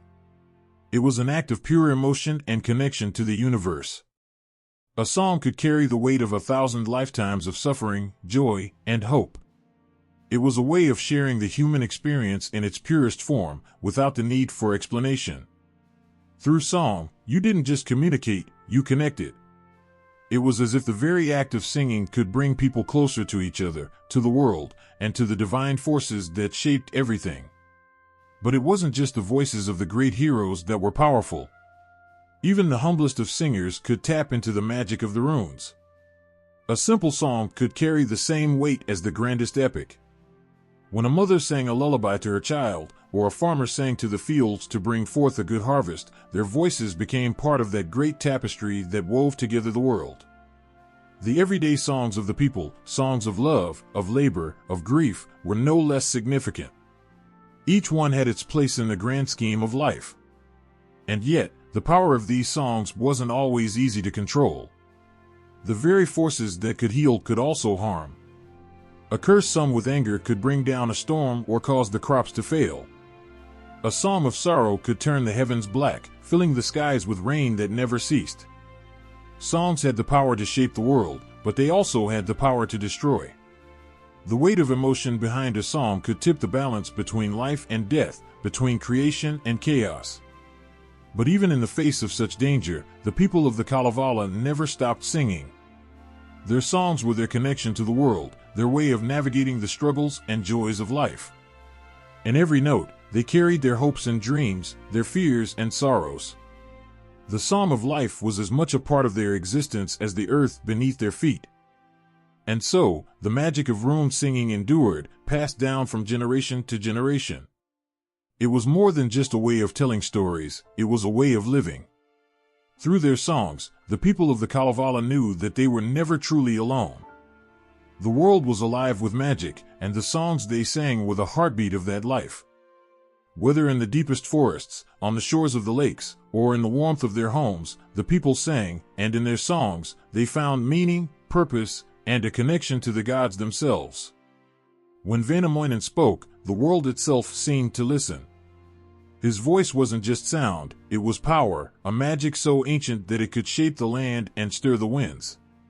He wasn't just a man, he was a force of nature, a master of spells, and his magic held the weight of centuries in every word he spoke.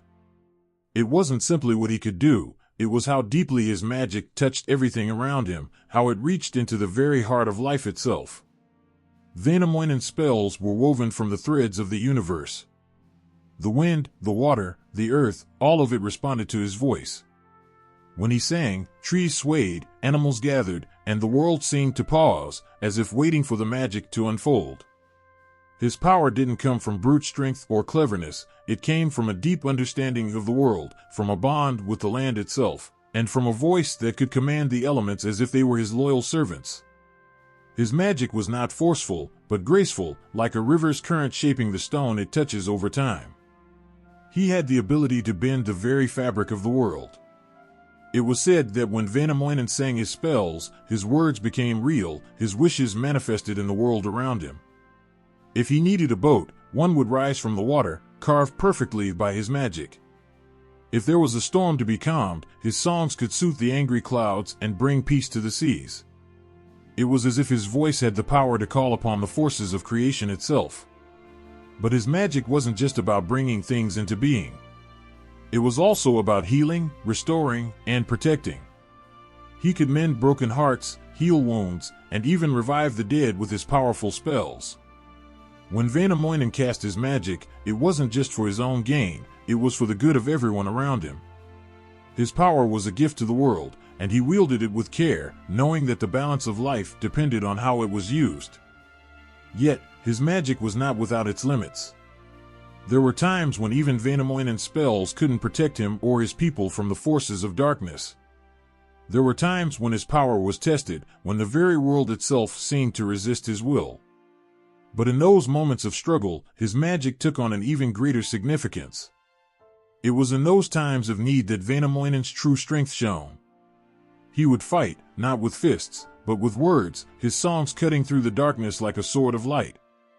His connection to the world was so strong that his spells seemed to flow from the very earth itself. It was as though the rivers, the trees, and the stones held a piece of his magic. His power wasn't about domination, it was about harmony. He understood that true strength didn't come from controlling the world, but from working with it, from listening to its needs and responding in kind. The world was alive, and Väinämöinen's spells were like a dialogue between him and the earth, a conversation that stretched back to the dawn of time. One of the most remarkable things about Väinämöinen's magic was how it connected him to the other realms, to the gods, and to the spirits that existed beyond the mortal world. His magic wasn't confined to the limits of the physical world, it stretched beyond, reaching into the unseen. He could call upon the spirits of the forest, the winds of the sea, and the stars in the sky. In his hands, magic wasn't just an act, it was a bridge between the living and the divine. When he needed wisdom, he didn't just seek it from the gods, he called upon the very forces of nature to guide him. His spells were more than just a means to an end, they were a way of communicating with the universe itself. His magic wasn't about manipulating the world, it was about listening to it, understanding it, and using that understanding to help others. He didn't use his magic for personal gain, he used it to protect his people, to heal the land, and to ensure that the balance of life was maintained. But Väinämöinen's power wasn't something that could be easily contained or understood. His magic was tied to his very being, to his essence, and in his heart, he carried the weight of the world. His spells were not simple incantations, they were the echoes of creation, the whispers of a universe that had long ago been shaped by forces beyond comprehension. His songs carried the power to summon storms or call forth calm seas, to raise ships from the water or summon the wind to fill their sails. His spells were more than just power, they were a reflection of his understanding of the world and his place within it. At times, his magic could seem almost too much to bear. There were moments when his power felt overwhelming, when the very forces he commanded seemed to press in on him from all sides. But even in those moments of struggle, Väinämöinen never faltered. His magic was a part of him, and he understood that, with great power, came great responsibility. He knew that the world was fragile, that every spell he cast had consequences, and that his magic was not to be used lightly. His power wasn't without its price. There were moments when he had to sacrifice something in order to bring forth his magic. Sometimes, it was his own well-being, other times, it was the peace of the land. But Väinämöinen understood this, his magic was not meant to be wielded for selfish gain. It was meant to protect the land, to ensure that the balance of life remained intact, and to keep the forces of chaos at bay. In the end, Väinämöinen's magic wasn't just a gift, it was a testament to the power of nature itself. His ability to shape the world with his voice, to call forth the elements and bend them to his will, was a reminder that there is magic in everything. It is in the wind that rustles through the trees, the waves that lap against the shore, and the song of the birds in the sky. Väinämöinen was not just a man, he was the voice of the earth itself, the one who understood the deep, unspoken magic of the world, and he used it not for himself, but for all who lived upon it. The air was thick with tension, the ground trembling beneath the feet of warriors ready to clash. In the world of the Kalevala, battles weren't just fought with swords and shields, they were fought with the very essence of life itself. Each warrior carried not only their weapon but their heart, soul, and the weight of their people. It wasn't just a fight for victory, it was a fight for honor, survival, and the very fate of their world. The air crackled with the promise of war as Väinämöinen, Lemminkainen, and their comrades prepared for the epic struggle that was coming. They stood tall, their hearts filled with both dread and hope. The enemies they faced were not just men, they were forces of darkness, creatures twisted by malice, and rival warriors with their own dreams of glory. Yet, it wasn't just the strength of their arms that would decide the outcome, it was the power of their will, their courage, and their resolve. One of the greatest battles was the struggle between Väinämöinen and the forces of Pohjola, led by the fierce Louhi, the mistress of the north. Pohjola was a place of cold, of ice, of unyielding darkness, and the people there were as unforgiving as the land itself. Louhi was no ordinary foe, she wielded magic as sharp as a blade, and her heart was filled with a coldness that matched her domain. The battle between Väinämöinen and Louhi was more than a clash of warriors, it was a contest of wills, of light against darkness. The very elements seemed to bend and twist with their power as they fought not just for dominance, but for survival. Each strike, each spell, carried the force of generations. Väinämöinen, the ancient wise man, called upon the winds and the waters, the very earth itself responding to his command. Louhi, however, was no stranger to magic, and she used her power to summon storms and freeze the seas, sending her enemies into despair. The fight raged on, both sides pushing against the other with every ounce of strength they could muster. The world seemed to hold its breath as the earth shook and the sky turned dark with the fury of their clash. Yet, it wasn't just the power of magic that made these battles so fierce, it was the strength of the heroes' hearts. Lemminkainen, the fearless warrior, fought as if his very soul depended on it. His blade was swift, his body unyielding, but even more powerful than his strength was his desire to protect the people he loved. He knew that these battles were more than personal, they were a fight for the survival of his people, for the preservation of their way of life. Every time his sword met the enemy, it was a testament to the love and loyalty he held for his land and his kin. The warriors of the Kalevala fought not for glory, but for something far greater, their land, their families, their honor. Even in the darkest moments, when it seemed like all hope was lost, they pushed forward, refusing to let their people fall into darkness. The warriors' courage was not born of invincibility, but of the unshakable belief that they were fighting for something worth every sacrifice. One of the most powerful and emotional battles in the Kalevala was the one that Lemminkainen faced when he set out to defeat the Swan of Tuonela. The swan was no ordinary creature, it was a symbol of the underworld, a creature of death, whose mere presence brought despair and sorrow. Lemminkainen was determined to face it, not only for the sake of his own honor, but to protect his people from the dark forces that threatened to consume them. In his pursuit of the swan, Lemminkainen faced not just the swan itself, but the very forces of death.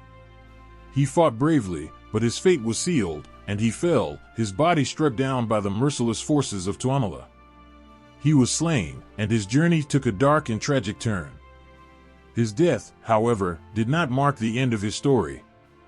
Even in the face of death, the courage of a hero does not easily fade. Through the power of magic, through the efforts of his mother and the aid of Väinämöinen, Lemminkainen was brought back from the dead, his body restored and his spirit revived. His resurrection was a symbol of the eternal struggle between life and death, light and darkness. It showed that even in the face of the greatest despair, there is always hope and the strength to rise again. These battles, though fierce and filled with sorrow, were also deeply emotional. They were not just about defeating an enemy, they were about standing up for what is right, about facing the darkest forces of the world with unwavering courage. The warriors of the Kalevala understood that the battles they fought were not just physical struggles, they were battles of the heart and soul. They fought not just to win, but to protect their families, to defend their land, and to honor the ancient traditions of their people. There were moments of overwhelming loss, where it seemed like the forces of darkness would swallow everything in their path. But even in the darkest of times, the warriors refused to give up. The weight of their sacrifices hung heavy in the air, but their resolve never wavered. They knew that their struggles were not in vain, that the fight for honor and survival would continue, and that their courage would live on long after the battles had ended. These epic battles were more than just clashes of steel and magic, they were a testament to the enduring strength of the human spirit. Even in the face of overwhelming odds, even when death itself seemed to loom large, the heroes of the Kalevala stood tall, their hearts burning with determination. They fought not for themselves, but for the future of their people, for the land they loved, and for the honor of their ancestors. Every swing of the sword, every spell cast, carried with it the weight of the generations that had come before. The battles of the Kalevala were not just about war, they were about legacy, about the unbreakable bond between a people and their land. Even as the blood spilled and the swords clashed, there was an undeniable beauty in the courage and determination of these warriors. It was a beauty forged in the fires of battle, a beauty that transcended victory or defeat. It was the beauty of heroes. The air was thick with the weight of time, as if the very earth itself felt the loss approaching. Väinämöinen, the ancient sage, stood at the edge of the world he had once shaped, his heart heavy with the knowledge that his time had come. His hair, now silver with age, and his voice, once filled with the power to command the forces of nature, had begun to falter. The world had changed, and so had he. The endless battles, the magic he had woven, the songs that echoed through the trees, all of it had led him here, his final fight. The sky above was dark, like the closing of a great chapter. The winds howled in the distance, carrying whispers of times long past. It was as if the world itself was mourning the inevitable. Väinämöinen could feel it deep within his bones, the earth calling to him, the sea whispering his name. The forces that had once obeyed his every command now seemed distant, as though the land itself was preparing for his departure. He had given everything to this world, and now it was time to leave. But not without a final, heart-wrenching battle. The world of men was no longer the place it once was. It had grown darker, filled with greed and strife. Heroes had come and gone, and the battles fought were no longer the ones he remembered. Väinämöinen had always known that his time on this earth was limited, but it didn't make the moment any easier. He had been the heart of the land, a presence that had shaped the destiny of all who lived upon it. His power, his wisdom, had seen them through the darkest nights and the brightest days. Now, his journey was drawing to an end. In the distance, the silhouette of an enemy appeared. It was not the enemy of flesh and blood, but the enemy of time itself. The world had changed, and Väinämöinen knew that he could no longer hold back the relentless tide of progress.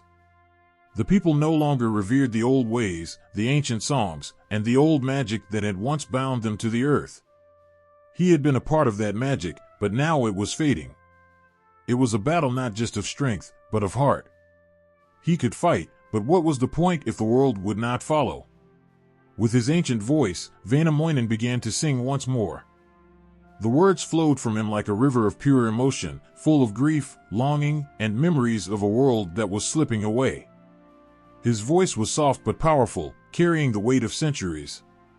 The trees, the water, the very stones around him seemed to shudder in response. He was calling on the magic of the old times, the magic that had been his to command for so long. The land responded, the wind swirling around him, as if it too was holding its breath. But the enemy before him was relentless. It was not a beast or a warrior that he faced, but the inexorable march of time itself. No matter how hard he fought, no matter how much magic he wielded, it was clear that his strength alone could not stop the world from moving on. He could feel his energy draining, the old magic fading, as the new world around him took shape. And yet, there was no fear in his heart. Only sadness. He had seen so much, learned so much, loved so deeply. And now, it was time to let go. In his final moments, Väinämöinen made a decision. He would not fight the world any longer. Instead, he would leave it behind. He had lived through centuries, watching the rise and fall of men and gods. He had seen the sun set on 1,000 eras. Now, it was time to step away, to leave the world to the new heroes, the ones who would carry the torch forward. His magic, his songs, his wisdom, they had all been a gift. And now, it was time for them to rest, to become the echoes of the past. As the final battle raged on, Väinämöinen's body began to fade into the mist, his form dissolving into the air like the last breath of a dying wind. His final song, filled with both sorrow and peace, echoed across the land. It was a lullaby for a world that had grown too fast, too cold, too distant. And yet, even in his departure, there was beauty. For Väinämöinen was not afraid. He knew that his time had come, and he was ready to let go. His battle was not to conquer, but to leave a legacy that would live on in the hearts of those who still remembered the old ways, the songs, the magic. As he vanished, the earth sighed, as if it too were mourning his absence. The trees no longer whispered his name, but they still remembered. The lake still held the echo of his voice, and the wind still carried the memory of his song. Väinämöinen had given everything to the world, and now it was time for him to rest, knowing that his legacy would endure long after he was gone. There was a silence, a profound quiet, that followed his departure. The world, though changed, felt different now. The sun still rose, the stars still shone, and the seasons still turned, but the land seemed to hold its breath, as if in reverence to the one who had shaped it. Väinämöinen had fought his final battle, and though he had lost to time itself, he had won something greater, peace. And in his peace, the world would continue, its heart still beating to the rhythm of the ancient songs, the echo of his magic still stirring in the wind. And so, Väinämöinen, the great hero, the ancient sage, faded into the mist, his presence no longer seen but forever felt in the land he had once ruled. His final battle was not a defeat but a quiet surrender, a letting go of a world that had grown beyond his reach.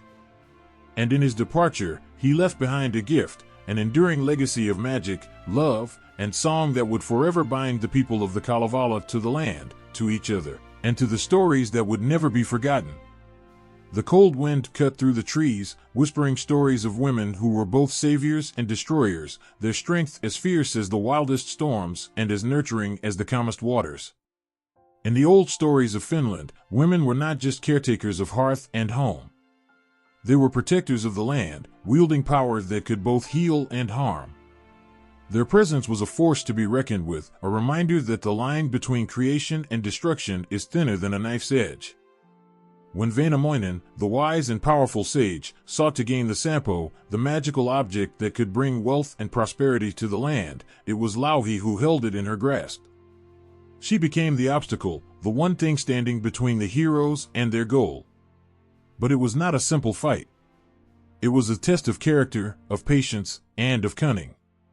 Louhi did not simply let them have the Sampo. She made them work for it, forced them to face not just her but the forces of nature she controlled. Her influence on the heroes was immense.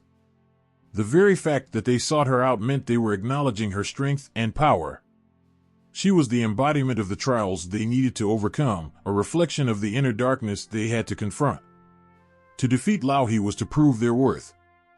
But no one who faced her came away unchanged. Those who crossed her felt the weight of her wrath, the depth of her power, and the price of angering her. But Louhi was more than just a wicked witch.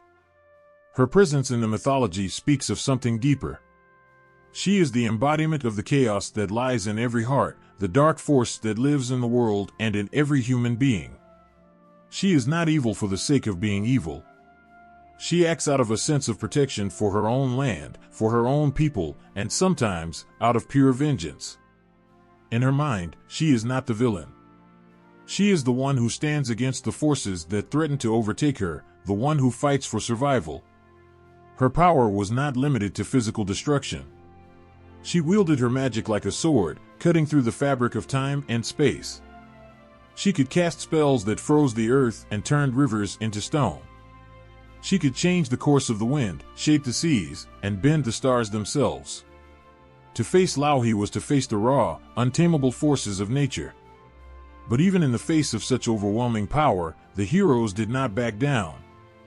Väinämöinen, Lemminkainen, and Ilmarinen all understood the stakes. They knew that Louhi was not just an enemy to be defeated, she was the guardian of the forces that governed the world. To defeat her was to take control of those forces, to shape the world to their will. The battle with Louhi was not just a fight of strength. It was a test of willpower. It was about using wisdom, strategy, and resilience to overcome what seemed insurmountable. Her role in Finnish mythology is not only that of an antagonist, but as a crucial figure in the balance of the world. Without her, there would be no heroes, no struggles, and no victories. But Louhi's true power lies in her ability to inspire change. Her presence drives the heroes to grow, to become stronger, to tap into their own hidden potential. When she curses them or stands in their way, they must rise above their fears and their weaknesses. It is in the face of her wrath that they become their best selves. In the end, Louhi's influence is one of transformation. Her battles with the heroes are not simply about victory or defeat. They are about understanding the depth of the world's darkness and light. They are about realizing that every force, whether good or evil, is intertwined, and that in order to create something new, something greater, we must face our fears, confront the chaos within, and find the strength to push through. She may have been the antagonist, but Louhi was also a teacher, a force that shaped the destiny of those who sought her out. Her battles with the heroes were as much about their own growth as they were about defeating an enemy. She was a reminder that power, while dangerous, could be harnessed and channeled. She was a force to be respected, feared, and, in some strange way, even admired. because through her, the heroes learned that to become truly great, they had to face the darkness and survive. Ilmatar, the gentle yet powerful spirit of the air, hovered above the ocean, untouched and untouchable. She was a being of the skies, alone, waiting. Her loneliness was vast, like the endless sea stretching below her. But in her solitude, she carried the seed of life itself, a force so pure that it would one day change the world. It was on this endless seed that she would give birth to the world, to the sun, the moon, and the stars. Her story began in the silence of the air, a story of creation that carried the weight of the earth and the sky. But even in her great power, Ilmatar was vulnerable. As all mothers are, she gave of herself, and in doing so, she became bound to a world that would not always respect her strength. The birth of Väinämöinen, the great sage of the Kalevala, was a miracle. Ilmatar gave birth to him after being touched by the ocean's waves, after the winds whispered to her in the night. She was a virgin, untouched by any man, yet she carried the world within her. It was a solitary birth, one that came with pain but also with the beauty of creation itself. In her, the power of the universe was embodied, yet her story was one of quiet suffering. Her role as the creator of life was marked by a deep sense of sacrifice, by the pain of birthing something greater than herself. It was a reminder of the balance between creation and loss.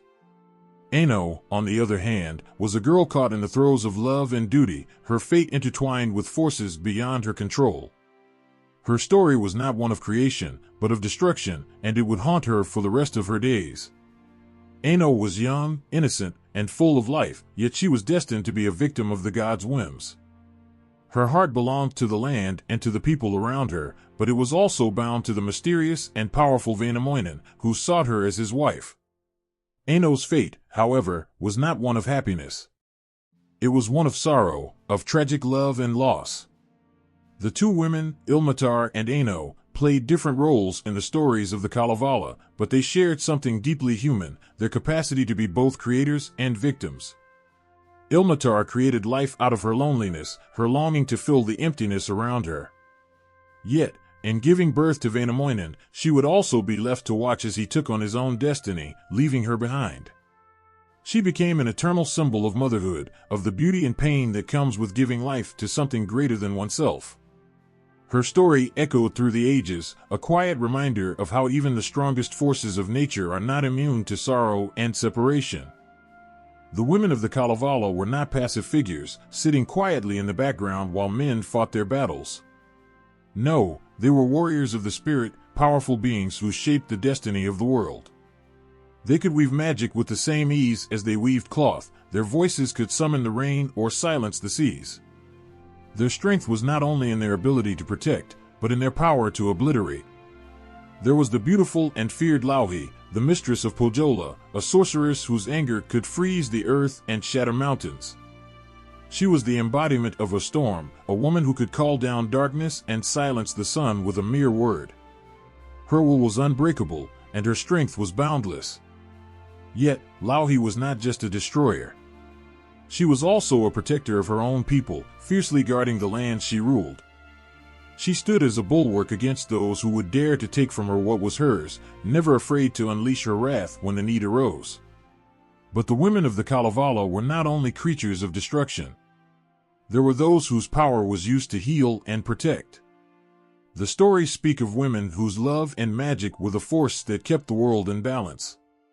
The maiden Aino, despite her tragic fate, symbolized the purity and tenderness that could exist within a woman's soul. Her love was pure, her sorrow heartbreaking, yet she was also the embodiment of the raw vulnerability that women carry within them, a strength that flows from their ability to feel so deeply.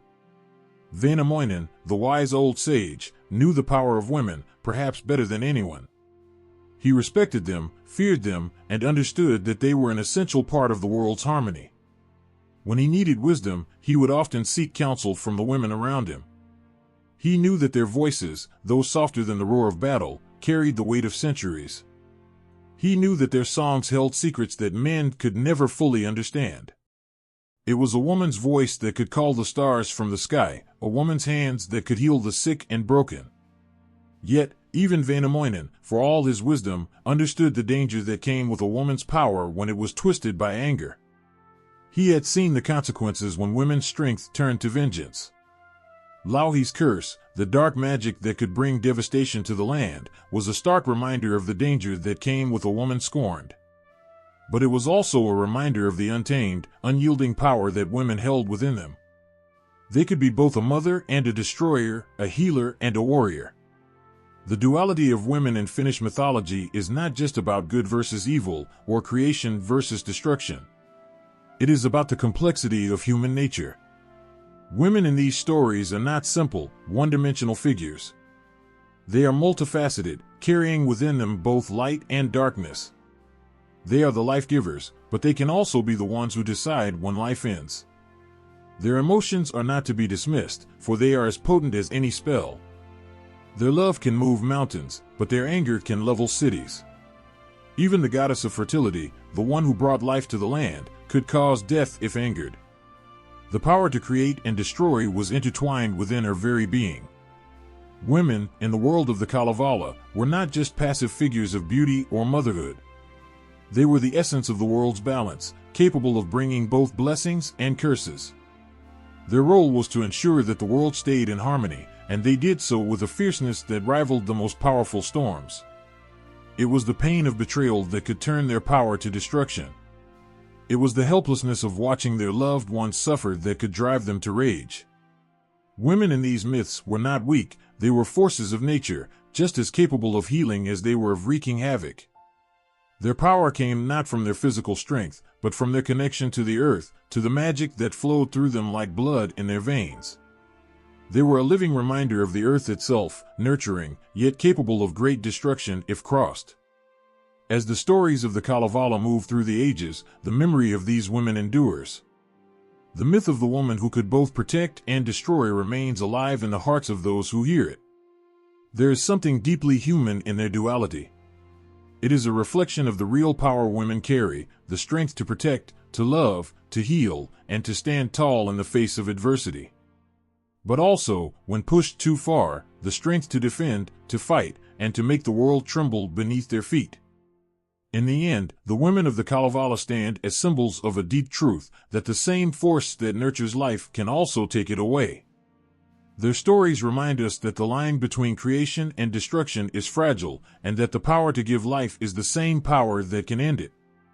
And while we may fear the destruction they are capable of, we must also remember the beauty and strength that comes from their ability to create, to protect, and to heal.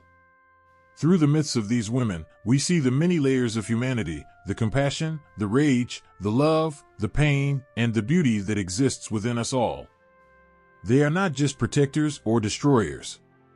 They are everything. And in their complexity, they reflect the very heart of the world itself. Louhi was no ordinary villain. She wasn't just a wicked sorceress sitting atop a cold throne in the dark land of Pohjola, plotting the fall of heroes. Louhi was the storm, the fire, the ice. She was the very embodiment of power and wrath.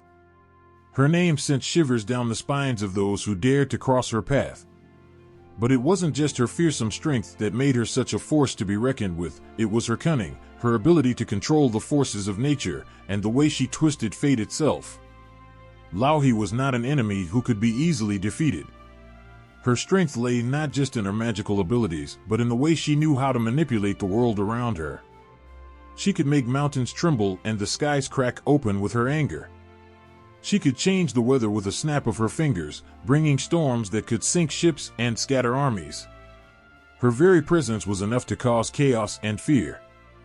But her power was not only destructive. It was also a challenge that the heroes of Finnish mythology could not resist. Her role was to test them, to push them to their limits. She was the force they had to overcome, the dark shadow they had to face.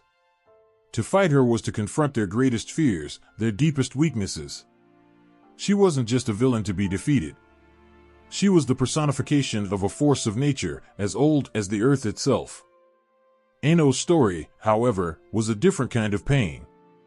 It was the pain of being a victim to forces that were beyond her control, of being pulled into a marriage with a man she did not love. Her story is one of heartache, as she was promised to Väinämöinen by her mother, against her will. Though she was young and full of life, her fate was sealed by others, and she found herself trapped in a future that was not of her choosing. The more she resisted, the more trapped she became. Aino's cries of sorrow echoed through the mountains and forests as she begged for release from the cruel fate that had been thrust upon her. Her story took a tragic turn when, in her desperation, she ran to the sea and threw herself into the waves. It was in her final moments that Aino became one with the water, transforming into a fish. Her transformation was a heartbreaking symbol of her escape from the world that had so cruelly bound her. In that moment, she was freed from the pain of being a victim, but she was also forever lost to the world of the living. Her story became one of both sorrow and beauty, a tale of love lost and the price of freedom. While Ilmatar's story is one of creation and the power of the divine feminine, Aino's story is one of the loss of innocence, of the heavy weight of destiny placed upon her shoulders.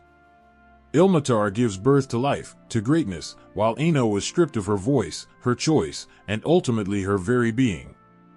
Yet, both women endure pain in their roles, and their fates are tied to the forces of nature in ways that neither of them could have ever imagined. In their different roles, Ilmatar and Aino reflect the duality of life itself, creation and destruction, love and loss. Ilmatar's power to create life is a force of immense strength, but it is also a burden. She gave of herself, offering her body and soul to the world she brought into being. Her story is one of resilience, a reminder that even the most powerful beings can feel the weight of the world upon their shoulders. Yet, she is also a figure of grace, holding the world in her hands while enduring the pain of knowing that her creation will one day leave her. Aino's story, on the other hand, is a reminder of the cruelty of fate, of the vulnerability of human desires. She is a victim, caught between the forces of love and duty, her heart torn between the life she wants and the life she is forced into. Her story ends in tragedy, but it also serves as a symbol of how sometimes the only way to escape suffering is through complete surrender. Her transformation into a fish is not just a physical escape, but a symbol of the freedom that comes with the end of human suffering. Her life, though short and tragic, leaves an indelible mark on the world, a reminder of the fragility of life and the power of choice. Together, Ilmatar and Aino paint a picture of the complex and often heartbreaking roles women play in creation, love, and fate. Both women are victims of their circumstances, but both also embody immense strength. They are not simply passive characters in the Kalevala's mythology, but active forces of change, whether through creation or destruction. Their stories resonate because they reflect the truths that live in all of us, the pain of love, the burden of responsibility, and the beauty that can arise even in the face of tragedy. The Sampo was more than just an object, it was a beacon of hope, a symbol of power that carried the promise of abundance. Its creation brought forth a surge of prosperity, a flow of riches and knowledge, filling the land with life. But like all things that hold immense power, it was also a source of conflict, a magnet for greed and desire. The Sampo was not just a physical thing, it was a dream, something that people yearned for, something they believed could change their lives. Crafted by the great smith Väinämöinen, the Sampo was said to spin out endless treasures. Gold, silver, and grain would pour forth from it, creating a world where no one would suffer from hunger or poverty.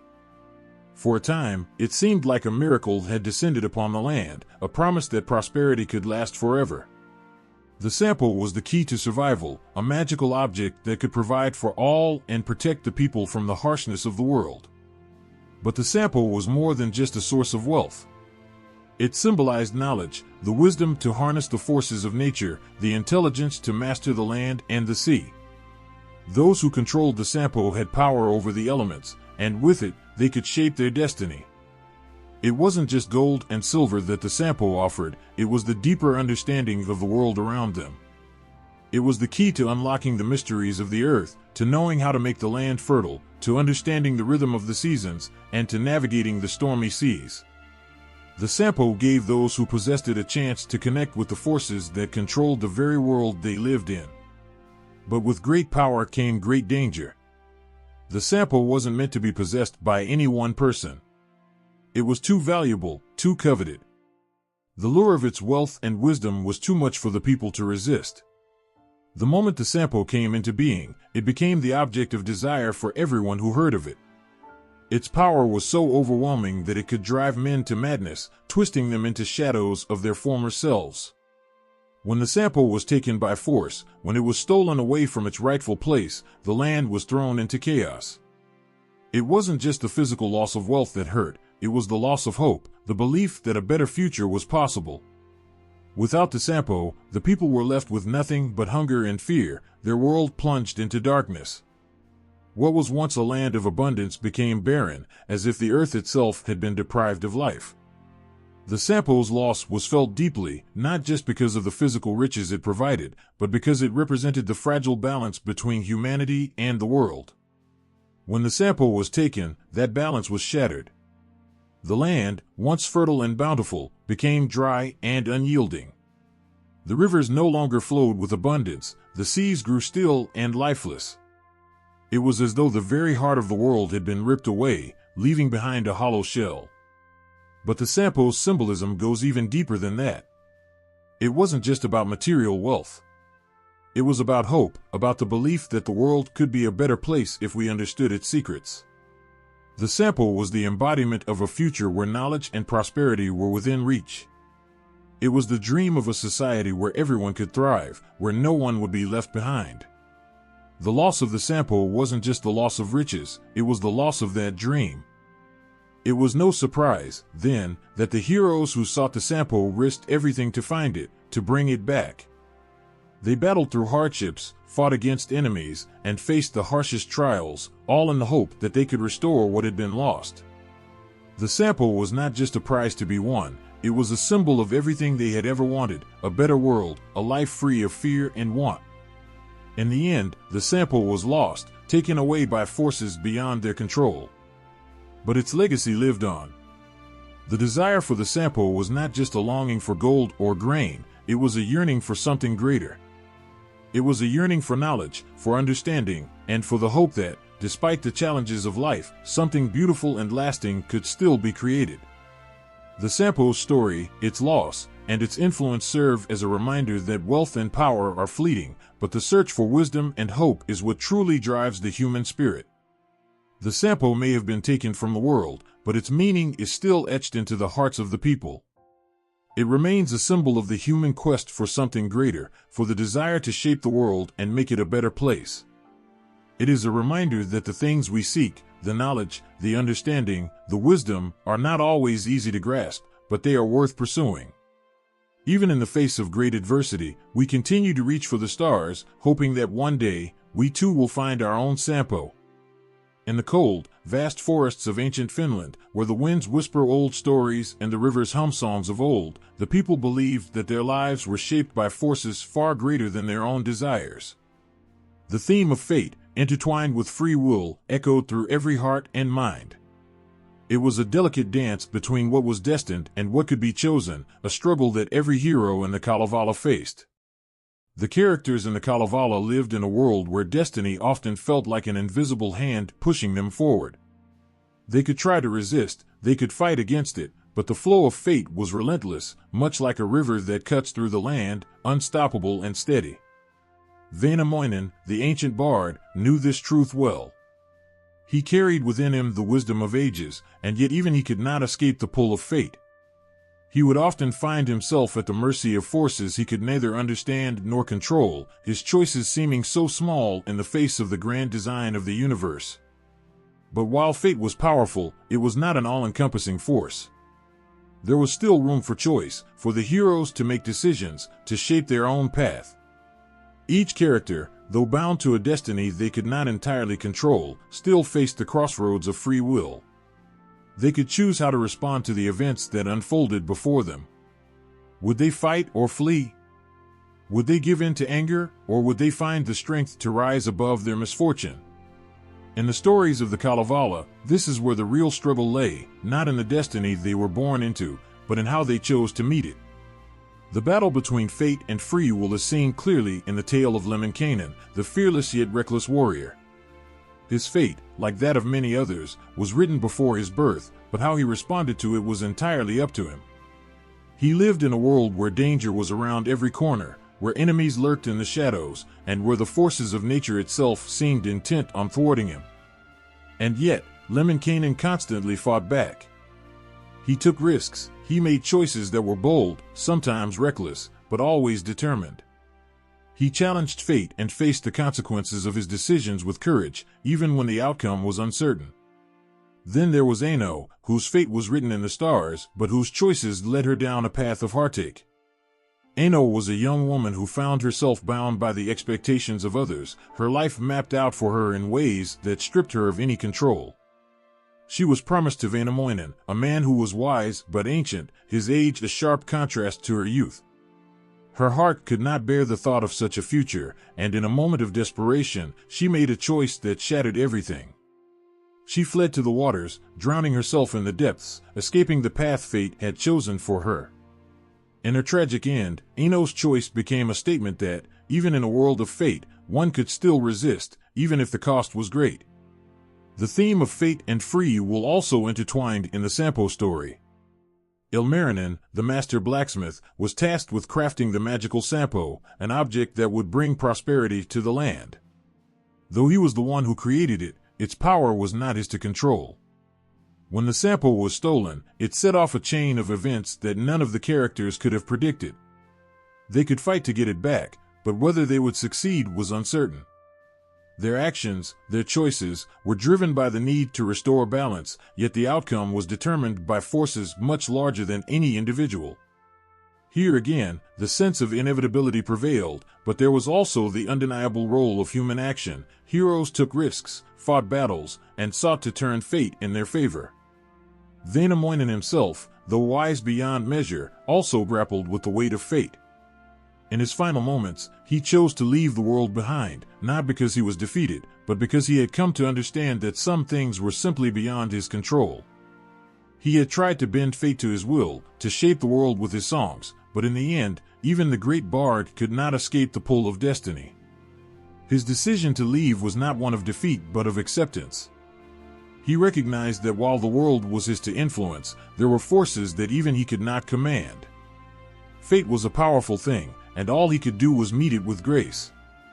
The Kalevala teaches that life is not just a series of choices or a sequence of inevitable events.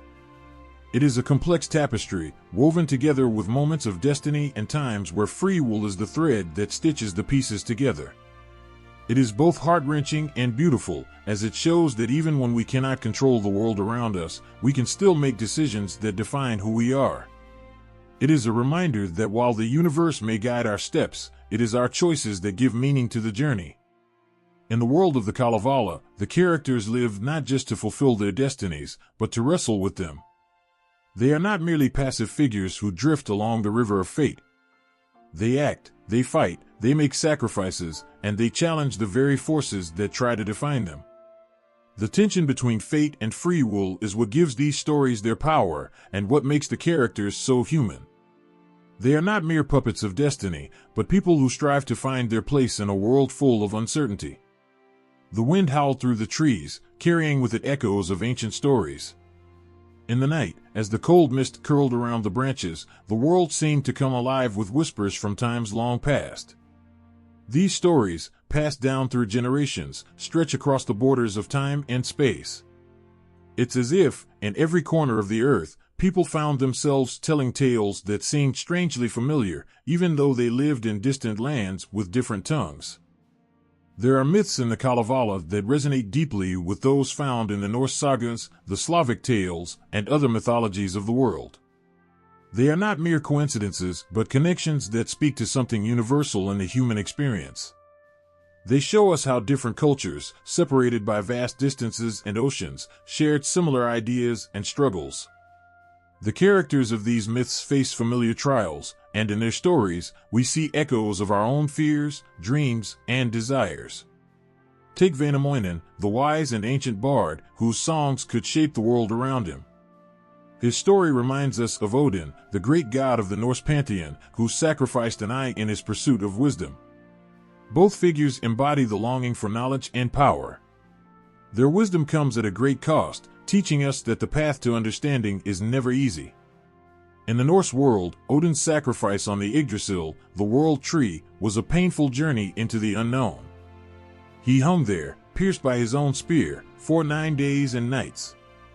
The very roots of existence seemed to stretch into the depths of darkness, and yet, from that agony, came the gift of wisdom. Similarly, Väinämöinen's journey through time, his encounters with magic, and his power to sing the world into existence, all speak to a deeper truth, that knowledge, whether through pain or through song, holds the key to mastering one's destiny. But there are also parallels in the way the gods and heroes of these myths engage with the world. In the Slavic tradition, the figure of Perun, the thunder god, stands out as a protector against chaos, much like the great warrior heroes of the Kalevala. Perun's battles with Veles, the god of the underworld, reflect the eternal struggle between order and disorder. This theme of cosmic struggle runs through many mythologies, including Finnish.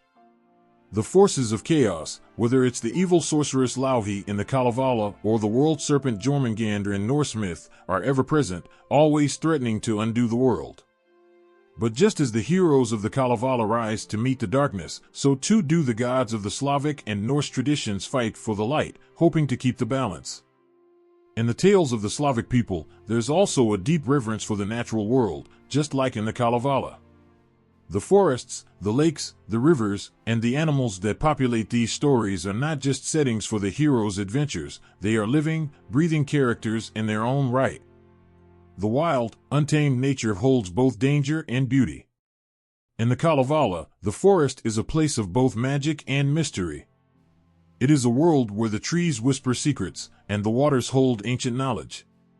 The Slavic world holds similar reverence for nature, with its forests and lakes often playing the role of both protector and punisher. This connection to the land speaks of an ancient understanding that humanity is inseparable from nature. We are not separate from the earth, but rather a part of it, and in these stories, the gods and heroes move through the natural world as if it were their home. Then there's the figure of the trickster, a role that appears in many mythologies, each one shaping the world in unexpected ways. In the Kalevala, the mischievous Lemminkainen embodies the trickster, a hero whose impulsiveness often leads to chaos.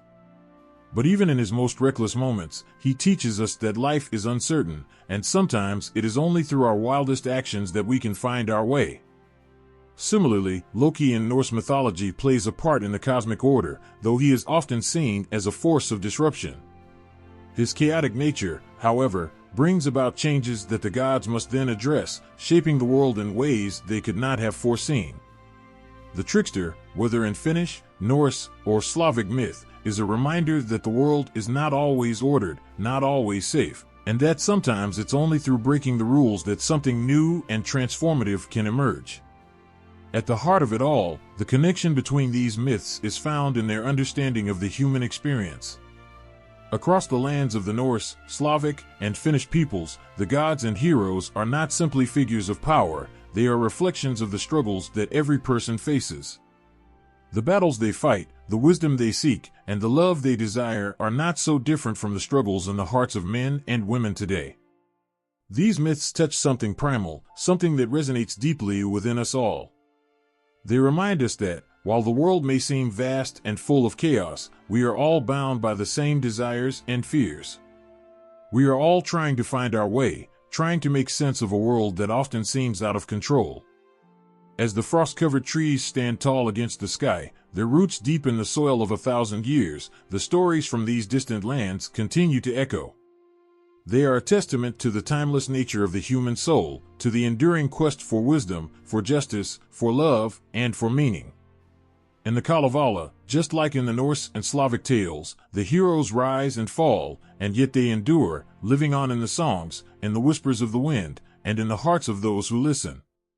The wind whispers through the tall pines, carrying with it the weight of stories told long ago. In the heart of Finland, where the forests seem to hum with ancient power, the echoes of the Kalevala still resonate. It is more than just an epic, it's a lifeline, a connection to the soul of a people who have known hardship and triumph. Its verses hold the history, dreams, and hopes of the Finnish people, and even today, its influence runs deep, shaping their identity in ways both profound and subtle. In the hands of the people, the Kalevala is more than just words on a page, it is a mirror reflecting the essence of who they are. The heroes and heroines of the epic, the wise Väinämöinen, the daring Lemminkainen, the cunning Louhi, are more than characters in a story. They are symbols of endurance, of the fight against forces beyond control, of the relationship between humanity and the natural world. For generations, these figures have shaped how the Finnish people see themselves and their country. The long winters, the endless nights, the shimmering northern lights, these elements, so present in the Kalevala, are alive in the Finnish spirit. They are woven into every verse, every story, like a delicate thread connecting the past to the present. It's no wonder that Finland's national identity is so closely tied to the epic. When the country gained independence in 1917, the Kalevala became a symbol of resilience, a way to honor the ancient roots of their people while stepping forward into the future. It became not just a piece of history, but a living, breathing force that inspired the nation to stand tall and proud, much like its ancient heroes. The influence of the Kalevala can be seen in the arts, where its spirit flows freely, shaping the brushstrokes of painters, the notes of musicians, and the words of writers. The arts are where the old and new meet, where the stories of Väinämöinen and the rest of the epic's characters are given new life. Artists find themselves drawn to the Kalevala not just as a source of inspiration, but as a wellspring of emotion. The epic's raw, untamed beauty captures the heart in a way that only the most powerful art can. In Finnish music, composers like Jean Sibelius found themselves intertwined with the Kalevala, creating symphonic pieces that echo with the same power and mystery. His Kalervo Symphony, inspired by the tragic tale of Kalervo, encapsulates the anguish and sorrow of the epic in melodies that still make the heart ache today. In literature, the Kalevala continues to inspire generations of writers who seek to understand what it means to be Finnish. The enduring themes of love, loss, fate, and struggle are universal, and writers who look to the Kalevala see it not just as a relic of the past, but as a living entity. The themes that arise in its verses are timeless, resonating with every reader, regardless of time or place. It is no surprise that the Kalevala continues to be retold in modern books, poetry, and even graphic novels, finding new voices and new forms, yet never losing its core power. It's in everyday life, too, that the spirit of the Kalevala lingers. The names of the characters from the epic are common in Finnish life: Väinämöinen, Ilmatar, Kalervo, each name holding a weight, a reminder of their significance. Children grow up with these stories, learning of their heroes and villains from an early age. Schools teach the verses, not only for their historical importance, but because the ideals they hold are still relevant today. The fight against injustice, the importance of community, the connection to nature, these are ideals that still guide the people of Finland. The Kalevala is not just a story of the past, it is a story that guides their future. The mythological themes of the Kalevala speak to the Finnish people's deep connection to the natural world. The endless forests, the lakes that stretch like mirrors across the land, the ice and the snow, these are not just settings for stories. They are characters in their own right, and in the Kalevala, nature itself is a reflection of the struggles of humankind. In every poem, every story, the land is a part of the people's identity, a reminder that they are bound to the earth. Even in today's modern world, where technology has advanced and the landscape has changed, the connection to nature that the Kalevala instills is still felt. It's in the way the Finnish people approach life, with a quiet reverence for the land, the seasons, and the cycles of the earth. The enduring impact of the Kalevala also stretches beyond the borders of Finland, influencing cultures and peoples around the world. It is not just a piece of Finnish heritage, it is a story of humanity. The emotions it evokes, the struggles it depicts, and the wisdom it offers resonate with anyone who hears its call. It is a reminder that, no matter where we come from or what language we speak, the themes of love, loss, triumph, and the search for meaning are universal. The Kalevala, in its power and beauty, is a testament to the shared human experience. The Kalevala's influence is felt in the smallest moments of daily life, in the songs sung around the dinner table, the paintings on the walls, and the conversations in which people speak of fate, of dreams, of the mysterious forces that shape the world. It is a bridge between past and present, a connection to something greater than oneself. It reminds the Finnish people of who they are and where they come from. It's a reminder that the stories of old are never truly forgotten. They continue to live on in the hearts of those who remember, in the art they create, and in the identity they carry forward. Even in a world that moves ever faster, the stories of the Kalevala remain timeless, whispering in the wind, calling to the people of Finland and beyond. It is a legacy of strength, of connection, and of beauty. And as long as the people of Finland continue to look to the stars, to the forests, and to the lakes, the Kalevala will continue to be their guide, their inspiration, and their heart. The wind howls through the trees, carrying with it the voice of something ancient. It's a voice that speaks of battles fought long ago, of love lost and found, of heroes who fought not just for themselves, but for all who came after them. Even now, the stories of the Kalevala echo in the hearts of people, carrying the myths of old into the present day. The myths, like the land they came from, are timeless. They speak to the struggles and triumphs of the human spirit, and their legacy endures, as strong as ever. In the quiet moments when you stand on the edge of a Finnish forest, looking out over a lake that stretches out like glass, it's easy to feel the presence of those old stories. The figures of Väinämöinen, Lemminkainen, and the rest of the heroes feel as though they've just stepped out from the pages of the Kalevala. These figures were born from the earth, shaped by the waters and winds of the north. Their stories were never meant to fade away. And, in today's world, they are as relevant as ever. The Kalevala is not just a piece of ancient history, it is a living, breathing entity that continues to shape the present. It has survived the changing winds of time, passed down from generation to generation, never losing its power to move people. It has seeped into the everyday lives of the Finnish people, influencing everything from their art to their values, and even their sense of self. The legacy of the Kalevala can be seen in the stories that still inspire people today. Its heroes are not just relics of the past, but symbols of qualities that resonate with us now. Väinämöinen, with his wisdom and patience, still reminds us of the power of knowledge and the importance of staying true to one's path. Lemminkainen, the brave and daring warrior, teaches us the strength of perseverance, even when the odds are stacked against us. And Louhi, the fierce and cunning sorceress, stands as a reminder of the complex, often contradictory forces that exist in the world. These characters, their stories, and their trials continue to speak to the human condition, to the emotions we all share: love, loss, hope, and fear.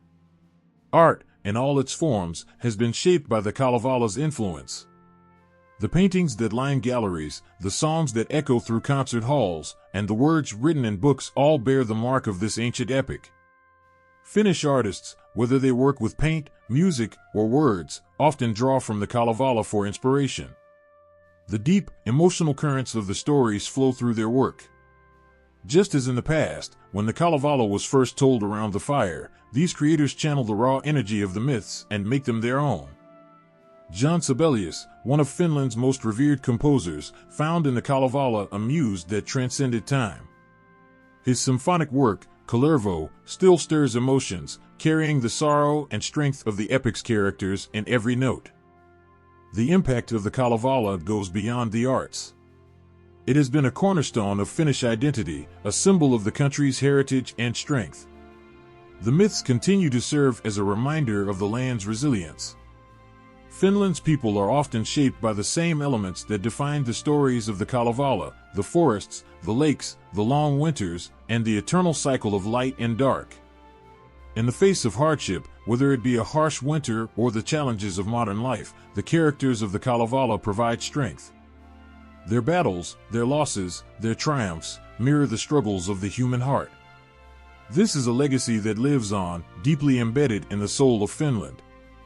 The Kalevala's power is also felt in the spiritual realm. The connection between humans and nature, the belief in magic and the unseen forces that shape the world, still lingers. The ancient respect for the earth that the Kalevala embodies has not faded. The Finnish people still look to nature for wisdom, for answers, and for guidance. The same trees that stood silent during the days of Väinämöinen still stand, their branches whispering tales of the past. The lakes that once mirrored the battles between gods and men still reflect the beauty and power of the natural world. In this, the Kalevala reminds people that the natural world is sacred, that it holds secrets and strength, and that its mysteries are to be respected. The myths of the Kalevala also resonate with the global community. They speak to something that is universal, the battle between light and dark, good and evil, love and loss. While they may have been born in the forests and lakes of Finland, the themes they carry are known the world over. Whether it's the story of a hero's quest, a sorceress's revenge, or the struggle to understand the forces that govern life, these are the stories that humans have always told. And so, the Kalevala's impact is felt far beyond Finland's borders. Its reach extends to the hearts and minds of people across the world, touching anyone who has ever struggled with fate, fought for love, or sought wisdom from the unknown. The Kalevala also plays an important role in the education of new generations. School children in Finland learn the verses of the Kalevala, just as they learn their own history. They are taught not only to appreciate the beauty of the language and the art, but to understand the values that underlie the stories. The Kalevala teaches lessons of bravery, loyalty, love, and the search for truth. It instills in young minds an appreciation for the connection between humans and nature and the importance of respecting the forces that shape the world. Through these stories, children learn the power of their own voice, the importance of standing up for what they believe in, and the need for patience in the face of adversity. In the hearts of the Finnish people, and in the stories they continue to tell, the Kalevala lives on. Its power has not diminished with the passage of time. It remains a force of nature, a river that continues to flow, shaping and nurturing the culture it touches. Through the art, the literature, the music, and the spirit of the people, the myths of the Kalevala continue to be woven into the very fabric of life. And as long as the wind blows across the lakes and the trees stand tall, the stories will continue to be told, carried through time on the breath of history.